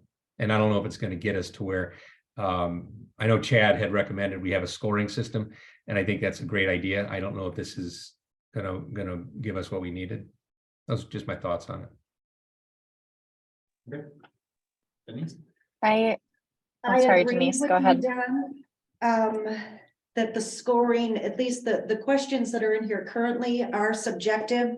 And so, thank you, Heidi, for giving us our first draft.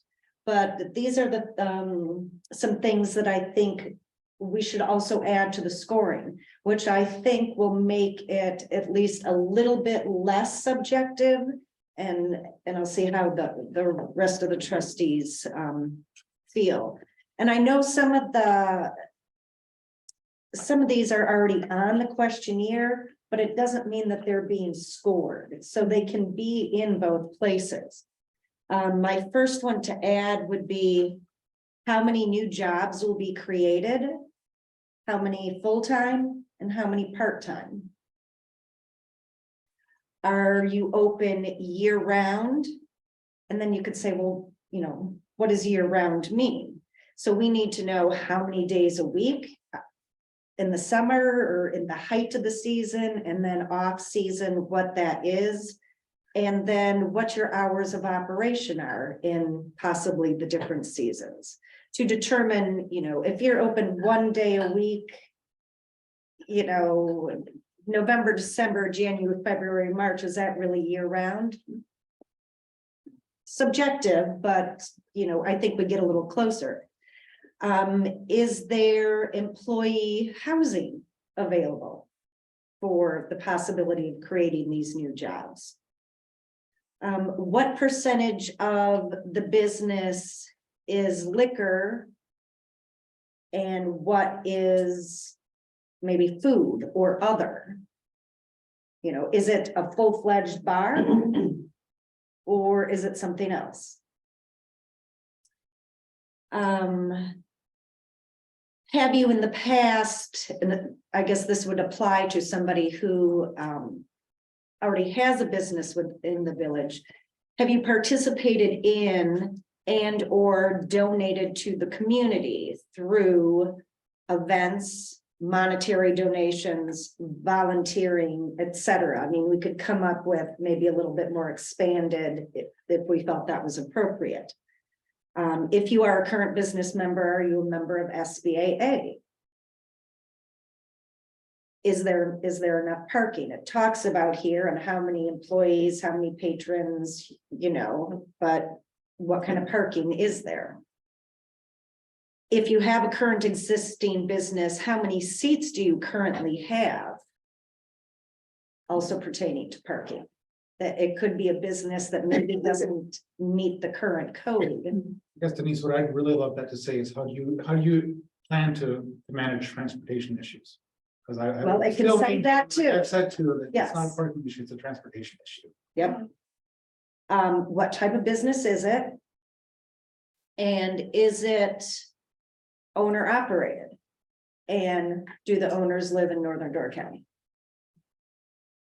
Those would be my suggestions, kind of honing in a little bit more that are a little less subjective than what we currently have, and hopefully could weighing them, maybe it would be easier with the scoring. So I don't know how anybody feels about those thoughts. I think that something I would like to see that Northern Door County, instead of saying you live in Northern Door County, have it be something along the same lines as our short-term rental, where you have to, you know, live within so much distance on there, because the more one, say living in Northern Door County is subjective. Okay. And then two, we tie it back to something else that probably gives us a little bit more of a leg to stand on. Was that 20 or 30 miles? Okay. So you're not required to be a Wisconsin resident in order to have a liquor license in Wisconsin, but you have to have an agent at your business that resides in Wisconsin. What can we use? But this that is just criteria for scoring.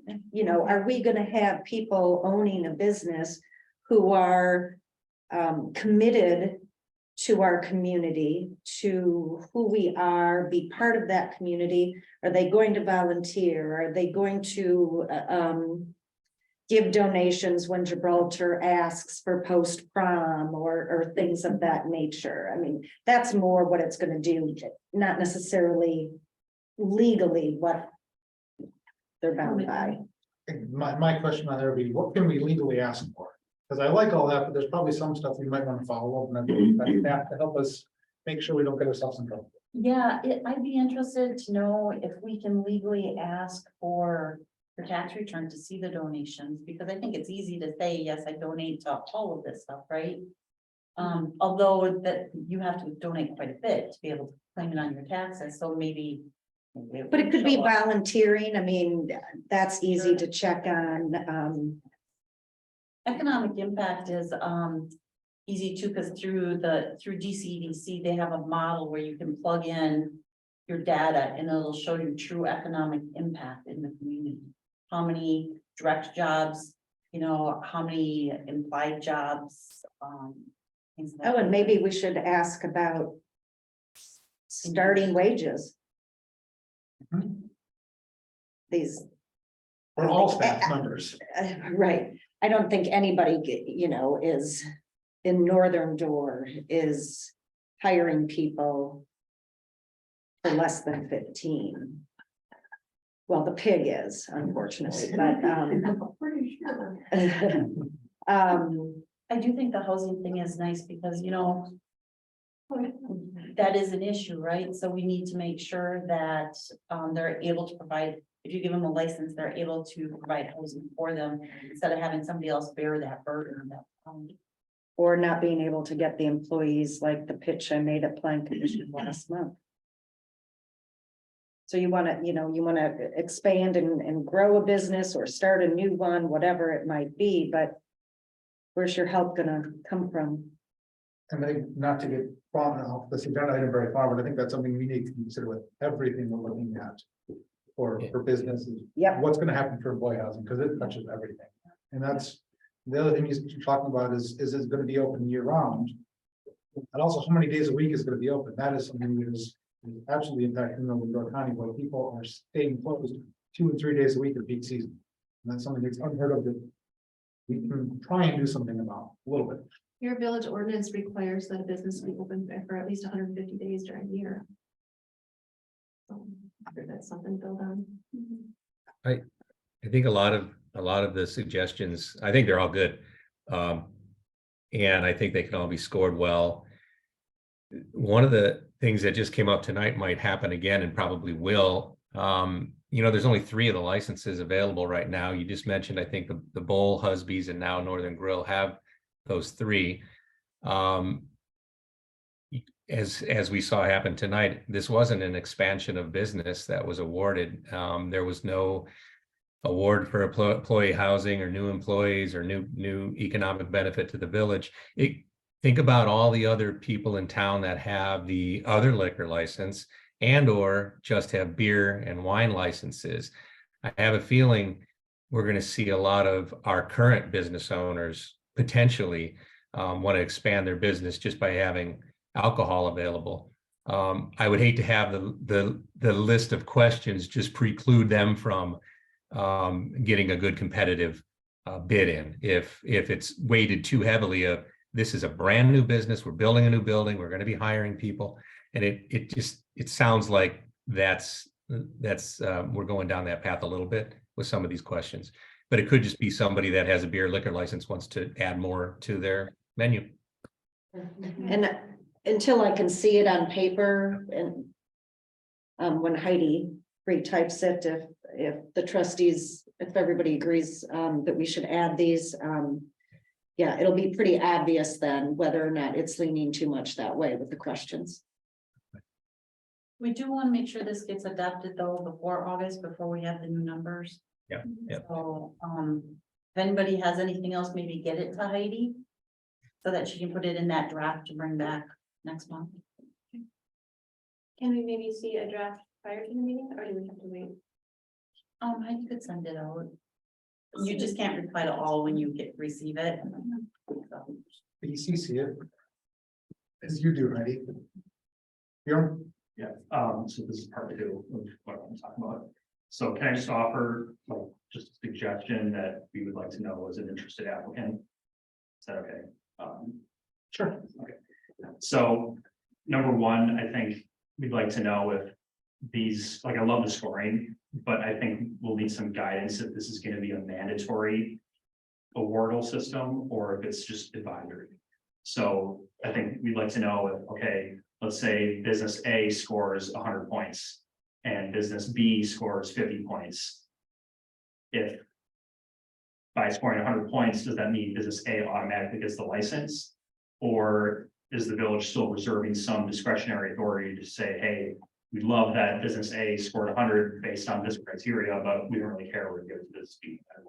So I think that's a great question. And once It we have is. this scoring system, I think when we look at this again, that's something we'll. yeah, so just something that we would like to know as applicants is what we're gonna get ourselves into, so. That's number one. Then number two is, I mean, you gotta clean up the distinction in the code between reserved Class B licenses and above quota. Because, I mean, I don't wanna come back months later and just be told that, oh, we need a restaurant, which is a requirement for above quota license, not just a reserved B class license. So this flipping back and forth kind of has to stop.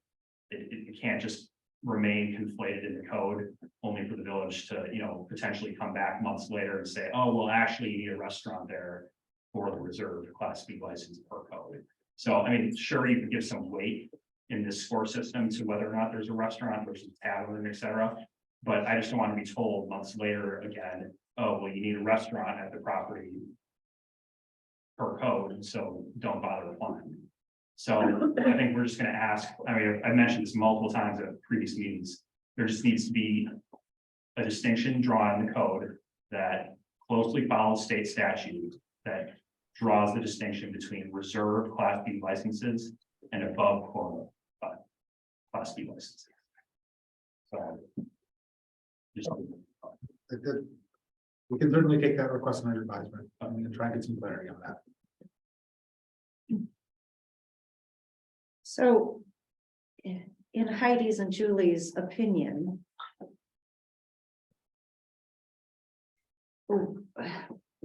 where is it convoluted that it might have to have a restaurant, it might not have to have a restaurant? You always have to have a restaurant. In any application. You have to have a premise. I mean, maybe it's not a restaurant, maybe it's something else, but Okay, you have to have a you have to structure, have a premise to describe. Which includes a building of some type to show where that alcohol is gonna be served, where it's gonna be stored. but it doesn't necessarily demand that it's a restaurant. It could just be a full-fledged tavern. Sure. It would be in our hotel. Hotel, yeah. A theater. Heidi, maybe for the next meeting, when you bring back the policy, highlight that, underline it, so everybody can see what you're doing.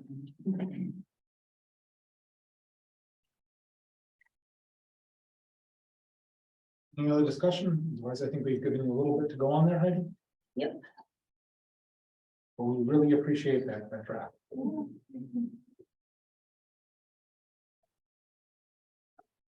Okay, then on to 13G, financial reports. Does anybody have any questions for Tyler? Did you already call? Did he already called you? Okay. Yes, I did. I was just gonna say, just so everybody knows, so, and I think everybody has met her, but Tasha is our finance director. Dan is our public works director. We were meeting by Zoom, so they've always participated by Zoom. They are salary, so we don't pay them by the hour to sit here, but they like being here, so I know. You might be putting words in their mouth. Especially with new board members, they just wanted to make sure they were here, and you may not see them all the time because, as you can imagine, it's a long time to sit here and not really have anything to say. So under financial reports, it doesn't say pay the bills, but is that what we're doing? Yeah, it's under action. Yes. On page 132. I was looking at the agenda. Do I have a motion to pay the bills? For $1,575,608.26. I'll make that motion. Motion by Berto, Second. second by Cox. All those in favor? Aye. Aye. Opposed? Motion carries. Okay, then we're to staff reports. I'll start. Okay, Okay with that? Yeah. So just a little update on like 5 things you saw in the package, but broadband, we're still researching broadband. We have a public. The Parks, Properties and Streets Committee is holding a public session on May 1st. If anybody wants to know details about the project, what it's gonna cost, where it goes, etc. I've also asked Tasha to be present at that session so she can talk about how it can be funded. Because I'm sure that that's gonna come up. It's an expensive project. Policing entity, I have been meeting with Town of Gibraltar and Town of Liberty Grove about exploring the idea of a like a Northern Door Police Unit. We reached out to other municipalities to see if maybe they might want to be interested as well. We have some options maybe to get a unit here for the summer on a part-time basis. So that's a topic that the Parks, Property and Streets Committee will be taking up. So you may see some more on that soon, maybe not. Land use grant, we have, for the new board members, we're really behind on our plans, you know, we've had difficulty keeping plans current, so. One of them that we're trying to update is our land use plan, our smart growth plan. And so we did apply for a grant to update that. We budgeted some, applied for a grant, and we did get the grant money, so we'll be able to move forward with that. We just have to wait for the grant document to come, sign it, and then we can begin that planning process. Has a lot of public hearings, town hall meetings, that type of thing.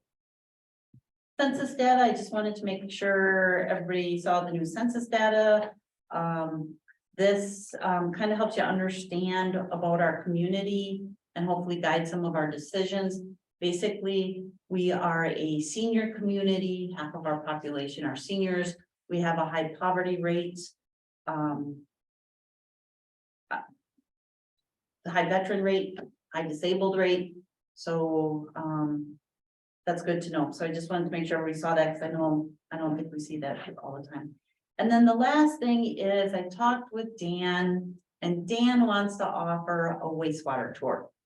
Yeah, I think you'll find it interesting. We're using a lot of new technology. It's interesting to me anyways, being in water, and I think give you an opportunity to see, I can show you kind of both sides of the house on our computer, the drinking water and the wastewater, give you an opportunity to see how the village runs. So we've scheduled that, the same day as our next meeting at 2:30. If everybody just wants to meet over there, who's ever there, great, but try and let us know whether or not you'll be there so Dan knows to expect. The census data is quite alarming to me. It is. And so I was wondering is there a link that you could send us that would take us to, or is it can- more convoluted than that? It's a little more convoluted than that, because what happens is, it's really easy if your population is over 5,000. But here, there it all is. You have to know how to get all these to these tables. I can send it to you, and you can just play around with it. You know, so Because I think that, and I hope Nate would agree with me, that this is really important information that the Plan Commission should be discussing. absolutely, you know, I'm kind of a data geek, because to me, that's how you know. Yes. That's how you understand, right? So, there is just so much information out there. It is overwhelming. It's heartbreaking when you start digging into our poverty numbers. Which houses are these in? Are there men in that house, or is it a single woman? What are the ages of these children? How low is that poverty? Alarm. So I will send that out, send me an email, anybody that wants it, and I'll send it to you and kind of help you navigate how to get in there. So. Thank you. Can I ask one question about that too? So there are more housing units classified as vacant than there are occupied. Is that due to summer residents? Yeah, those are, so that would be like your seasonal homes, people that don't live here. Or maybe- STRs. Or short-term rentals. So there's more of those than. Yeah, definitely. We have more seasonal and short-term rentals than we have occupied people that live here. We have about almost 1 in 10 that's a short-term rental. So there's a housing, you'll hear us talk about this a lot. There's a housing issue. We're working on how to resolve that. I had a meeting today with the Sheboygan Economic Development Corporation, who runs a program. Their goal is to build 600 homes in 5 years. And so I was meeting with them on how are they doing it, you know, what is the strategy that they're doing, so we can learn. We will be doing a request for proposals to get bids from somebody to plan exactly what we should be doing with the 3 acres at Wiltsey. We just have to figure out how to fund that yet, so that's one of those fun things Tasha has to do. We come up with or I should say the board comes up with the ideas, then Tasha has to figure it out. But you'll see a lot more on the whole housing thing. There's a lot of housing data you'll hear us talk about, because it is a big issue. Affordability, at the next plan commission meeting, and we can send you this data too. Heidi and I have went through all the property sales, and we have some really interesting data on that. It's good, I think, just to see what homes are selling for in your community, things of that nature, but a lot of geeky stuff there. That's all I have on mine. I know Dan has one, Dave has one. Staff reports. Well, Tasha's is next in the packet. Yeah. I'll just take and ask for any questions. It's pretty well laid out. And maybe Well, there's questions. yeah, in your first paragraph, do you know why we have approximately twice as many delinquent personal property taxes? I don't. I would guess it has to do with the turnover of some of the properties. Increased turnover leads to people not knowing about personal property taxes and what those are, and just not paying enough attention to it. That's my guess. They're all very small in dollar. When I say we have twice as many, but it's we're talking $5,500. It's not much. Okay. Tasha, is there a way to search those by address to find out if they're owner occupied or seasonal? Two of the biggest ones are businesses. Yeah. Oh, okay. Yeah. All right, no more questions for Tasha? And who's next in here? Then it is Dave. Dave still with us? Yes, he is. Welcome. All right, Mr. Marina Manager. I think it's pretty well laid out there. If you have any questions, we have about 18 different things going 19 different directions at the moment. If you've driven by the marina at all, you'll see cranes and barges and front end loaders and everything else going on down there. So we're scrambling at the moment. So if there's any questions on a particular item, I'll be happy to answer it. When do you think that's gonna start getting cleaned up? I mean, is that Memorial Day or? It goes every year, Nate. It really depends upon what happens weather-wise at this time of the year. That's the biggest single issue. They lost almost 3 weeks to weather on some of the projects down there, but they are still hanging in there. And now we're waiting for simple things like where do we run a gas line, how do we run electric? And that takes this time of the year. Everybody's trying to get all that done with all the construction. And so we just have to wait our turn till we get somebody to show up and help us out. But we are scrambling to be open by May 15th, which is our opening date this year. Okay.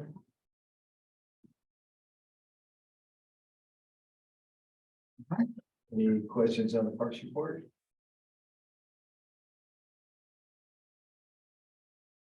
Kudos to Megan. Thank you for including the clarifier and article in there. Yes, she did a great job. Okay, is that everyone? Okay, then we're on to, oh, Sorry, wrong, I'm in the wrong section. Can I segue back to parks real quick? sure. Could we as a board think of the future, in the future of maybe getting a lifeguard back at the beach? I think that there is some liability issues. If I remember this, when you have a lifeguard, you actually have more liability than if you don't. And that's the reason why we don't have one there, although that's something that's certainly worthy of investigation, because that was, I don't know, Denise, was that probably 5 years ago that we talked about that? I want to say like Zeke was around when we were talking about it. It Longer predates than- me, so it's at least 7 years ago, predates me. Okay. I think I was that- thinking like 10. that was the reason why we didn't do it, Patrice, but that's a good question. Let's see if we can. Then would that be Dan you refer that to? You can see if we can. Or Julie, who would? I'll dig in. Okay, I mean, I mean, I guess it's just a question to our insurance company, right? Yes. Right. We'll mastermind on it and.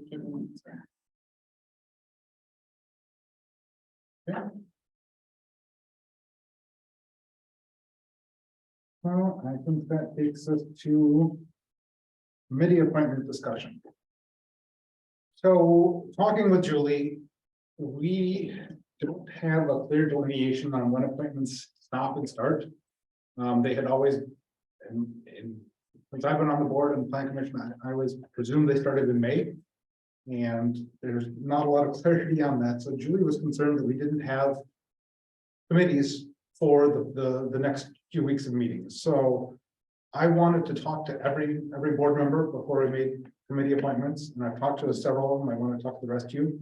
But we need to do something to keep moving forward, especially on plan, parks and zoning board of appeals. Finance as well, because you're talking about financial reports that need to be issued and When is the next? I don't, do you know? typically in May. We don't have one set because I was waiting to find out who's on the committee. So We could wait until after, when is our February, or I'm sorry, May meeting? Is it the 16th? Wait until after the 16th, Sure. Natasha? Wait, Ellen. that was what I wanted to have this wrapped up by May, which is Okay. every year that's typically been what it is. But in the interim, I wanted to extend a couple committees for a month. And that would be plan commission. I guess I'd like to get approval for these committee by committee. So I'm looking to extend Denise, myself, Patrice becomes a trustee, and Dave Schmitz and Marge, and I did get okay from Marge and Dave on that. So that would be my recommendation that we do for at least this next, I'm gonna say through what would be the appropriate term, the next month. Yeah, just. So with Patrice now becoming a village board member, she's kind of vacating her citizen member. So that means that we now have an opening for a citizen. So I'm just looking at, I'm not saying these are gonna be what it's going to stay as, I'm just saying this is what I want to do to Okay, get continuity. And then I wanna make sure that it's not just me making a decision about who's gonna be on what committee. I want there to be some discussion, and I also wanna talk to the department heads. Make sure it makes sense to them as well, and that's just, there has not been enough time to do that. So You'll I'm, notice Ron Kane's not on there because we had phone records, right? Ron's not on there, right? right, Because we do have records showing Ron will still be appointed, so he's exempt from this. These are those, what happened in the past is many years we went back, some appointments are May, some are June, some are August, some are September. And they didn't have dates to them, so it was really hard to track who's really still on a committee. Ron, we know for sure is on, so it would just be these that we would need a temporary or extension of their appointment. So we can still meet in May. and then when we do the And it- appointments next time, it will be clear that it is through May of 2024. So that we don't have this ambiguity in that. So I guess if anybody has any objections, that I can keep going on. The next one is gonna be parks, properties and streets, and that's going to be keeping Denise and Mickey on there. And then zoning board of appeals is gonna be Liz Heck, because Roman has declined to continue on there. So that's what I'm looking to do for this month. And then appoint Denise in her own Yeah. chair, so we can. Yeah, you'd be the chair of parks, For a month. maybe more, maybe not. And one of those things that I wanted to have a conversation about before we sat. okay, and who did you say, Liz Heck and who? Roman has declined to. Right. So it's just Liz Heck is all we have for, Okay, but that still gives us, We can still meet, Yeah, because we have an appeal. Right. On Thursday, so we wanted to make sure we had a board to actually have that. So with that, we know we have enough. Okay. We'll have to find. Do we enough need a person. motion or just general consensus? Do a motion on it. Okay. I make a motion that we accept the village president's extension of the Plan Commission, Parks, Property and Streets, and Board of Appeals as he presented this evening. I second that motion. Motion by Brito, second by Shampo. All those in favor? Aye. Opposed? Motion carries. Okay, then we're down to committee reports. Administrative committee has not met. Local byways, I would just ask, I think it's easier to just say, because we have so many new members, maybe. You know, just Denise, which committees did you have? Do you have an update? Yeah. Don, Sarah. yeah, okay, so we can. Yeah, but I might have notes, and unless we take them in the packet and I write on the page, then I won't know to ask my question. Okay, so who's supposed to byways? We didn't receive anything from Postal Byways. Okay. Sarah, did you have anything? Sarah? Might have lost Sarah. Oh, yeah, she's gone. Okay, She had to catch a flight, she said. okay. EDC, we don't have, We don't even have a rep on DCEDC. That's something that we need to talk about when we do appointments, because we really should probably just delete that.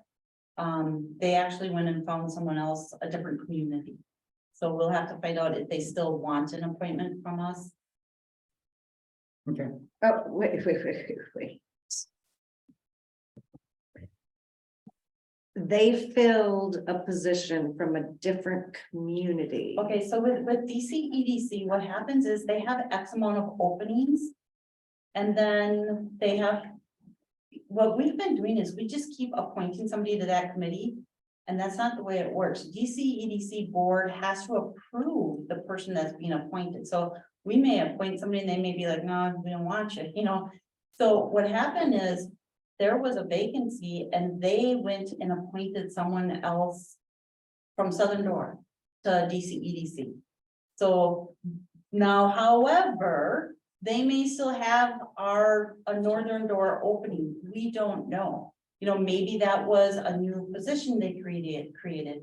I'm just saying we need to get more information before we just make an appointment to that committee, because we don't know if there's still an opening for us. Okay, note to Tasha, excuse me. so I guess I just want to throw some other information on there that came to be when I was appointed to DCEDC. There was, I know this will shock you, Denise, but Zeke put his foot in his mouth pretty bad down at DCEDC. He did that every day up here. So DCEDC, technically, the understanding was you will accept who we appoint, but formally it was they had to approve. So when you went there, you had to be approved. The understanding was you're going to be approved as you get sent there from Sister Bay, and that was part of us contributing to DCEDC and being a member of it. So many years ago, back when Bill Shubar was still Right, there. and So- that's my note to Tasha, that if Sister Bay's position is not available for an appointment, then we need to talk at finance about being a member of DCEDC. I think that before that's certainly something we'll have to discuss at finance, but I think that it's also, Down the line, I'd also reach out to Michelle and ask her what's going on. Yeah. And just see, because it may not, maybe there's already a resolution to it. right, I don't know, but just so it doesn't get lost in the shuffle. Yeah, I think they're down in Madison. So I think it's, I'm not sure if they even had a meeting. You know, we weren't attending. Like no one contacted us about legislative days. We heard nothing. I mean, I And we got, always send somebody. Well, Dave a lot of times does that, Dave Leno does that. Dave Leno's gone, we've had administrators go, we always send somebody. I think Tasha means from DCEDC. You had always heard about it. We had heard from DCEDC about it, and generally sent a representative. And it may just be a matter of establishing a connection down to the DCEC. Let's just hope for that and then deal with it if that's not the case. Okay, emergency management plan.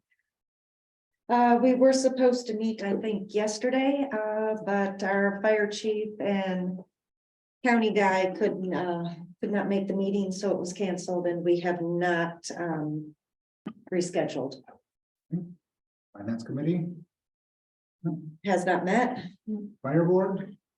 That was Scott. Has not met, though. They're waiting on appointments. Ad hoc green tier. There any minutes? There are 2 sets of minutes in the packet. The Green Tier Committee needs to work on completing an annual report that will be due to the state by the end of June, so. We're obligated to do that. And if there is not a meeting until after May 16th, are we confident that we will meet that deadline? Well, we did have a meeting scheduled for May 8th. There are enough citizen members of that committee Okay. available to conduct a meeting if Julie wants to sit in and chair it. Okay, great. We were going to, if we could still meet. If we still had a quorum on some of these, ones that aren't really making decisions, we were just gonna continue to meet with them. Okay. Going. Okay. Historical Society, That was Scott. Library Commission, There are minutes in the packet from March 14th. That was Sarah's committee. Marina Committee. Don, is Don still on? Don? Anything Yeah, else? I am. I think Dave already kind of mentioned during the staff meeting or the staff notes that I think he said there's 19 things going on and about 18 of them going in different directions. Nothing really to report. We had a walking tour of the marina to look at all the construction and spent about an hour and a half together going through the projects. But like I said, he mentioned it well. A lot of activity, hoping to get it all wrapped up as soon as people show up, but really not a lot. One thing we did say, and you guys might have seen it in there with the whole thing about Marina Committee coming up, we voted to allow through 2024 having them use some of the slips for Marina Fest at no charge to continue what the village has always done. Even though we're not going to be managing the Marina Fest, we thought we would contribute the slips they need as we had in the past. So we voted to do that. That is in the minutes. Okay, Marina Fest. That's not that. Okay. Ad hoc outdoor recreation transport has not met. Parks. And 2 weeks ago, we had a meeting at, we started at the Village Hall, conducted business there, then we walked through the park. Kind of from the intersection where the bathrooms are, down through the Village Hall. Julie had pulled out the last couple of years walk-arounds, made a list of what we had talked about and what we wanted to have addressed. She's recompiling that list with what we talked about this year to kind of make a master list, so then we can all see what's been done, what do we have to do, what's priority, when do we want to do it, when there's time, things of that nature. One thing to add to that too is, we have a municipal code that says you have to have a big master roadmap of where all your signs are and everything, traffic signs, stop signs, etc. So Dan put that together. And we have to bring it to the board, but we're holding off because in December, the board adopted an ordinance saying no parking on the streets. No parking overnight on the streets, and then some other things. So we have to get those signs up and then they'll be added to the map. And that's gonna be happening pretty soon here because the other thing is law enforcement can't give tickets unless we have the signs up. So this board will probably see that map come back either in May or June for adoption. Okay, Personnel Committee. I have a question in reference to that. There was talk at the last meeting of the SBA minutes getting referred to Personnel Committee is, They're in the packet, okay. right, Heidi? Speaking of personnel, are we gonna be scheduling a meeting? As soon as we have it formed, Okay. Because we need to review Julie. For her 6 month, which is now turning into a 12. It's almost a year. I know. I know. okay, Plan Commission. There's a couple of sets of minutes in there from our special meeting and the regular meeting. Does anybody have any questions? There's been a lot of conversation about short-term rentals in the village, and Plan Commission is grappling with what to do because the impact has been so negative on the village. Denise, would you be willing to share that, what you read in last Plan Commission meeting with the new board members?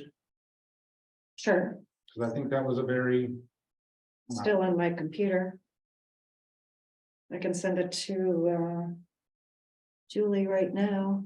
Okay, and then we'll send it out tomorrow.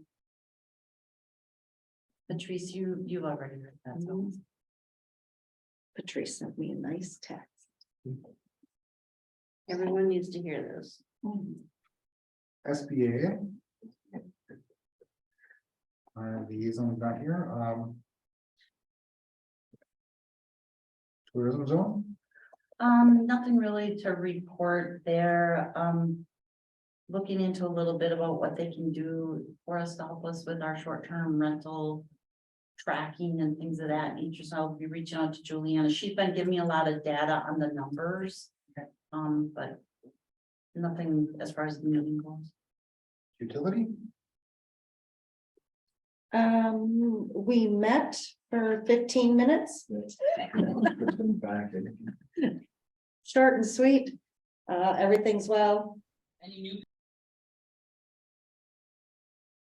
know, that something you said, meeting in the park, that brings an issue to mind. Is there a problem if we get a quorum out at the wastewater treatment plant for the village board? It just has to be posted.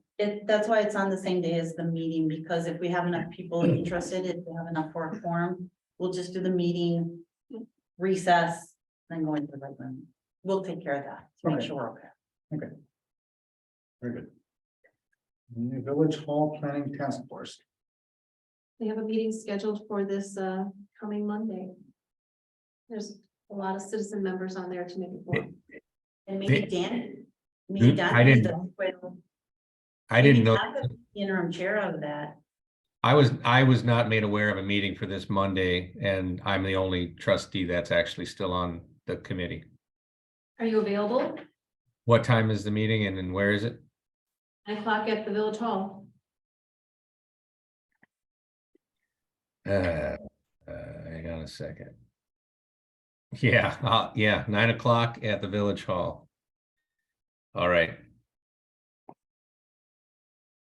Thank you, Don. You're welcome. Okay, do we have a motion to accept the committee reports? I so move. Motion by Shampo, Second. second by Berto. All those in favor? Aye. Opposed? Aye. Motion carries. Hey, matters to be placed on a future agenda or referred to committee, official or employee. Julie tells me we'll probably be visiting the short-term rental ordinance in May, but there may be other special items that, is there anything else we need to deal with this one? Anybody think we prefer to flag you? Well, we're gonna circulate that flag policy, and if somebody has concerns, we can bring it back, otherwise it's just an FYI that goes out in email. The only thing I was really aware of that I know for sure is coming back is, we'll have some more development agreements. We'll have short-term rental. Off the top of my head, I think those are the big ones that we'll be dealing with at the next meeting. Okay. And then I believe at 8:19 p.m. a motion to adjourn with the order. And so move. Motion by Shampo, I'll second that. second by Warner, all those in favor? Aye. Opposed? Adjourned.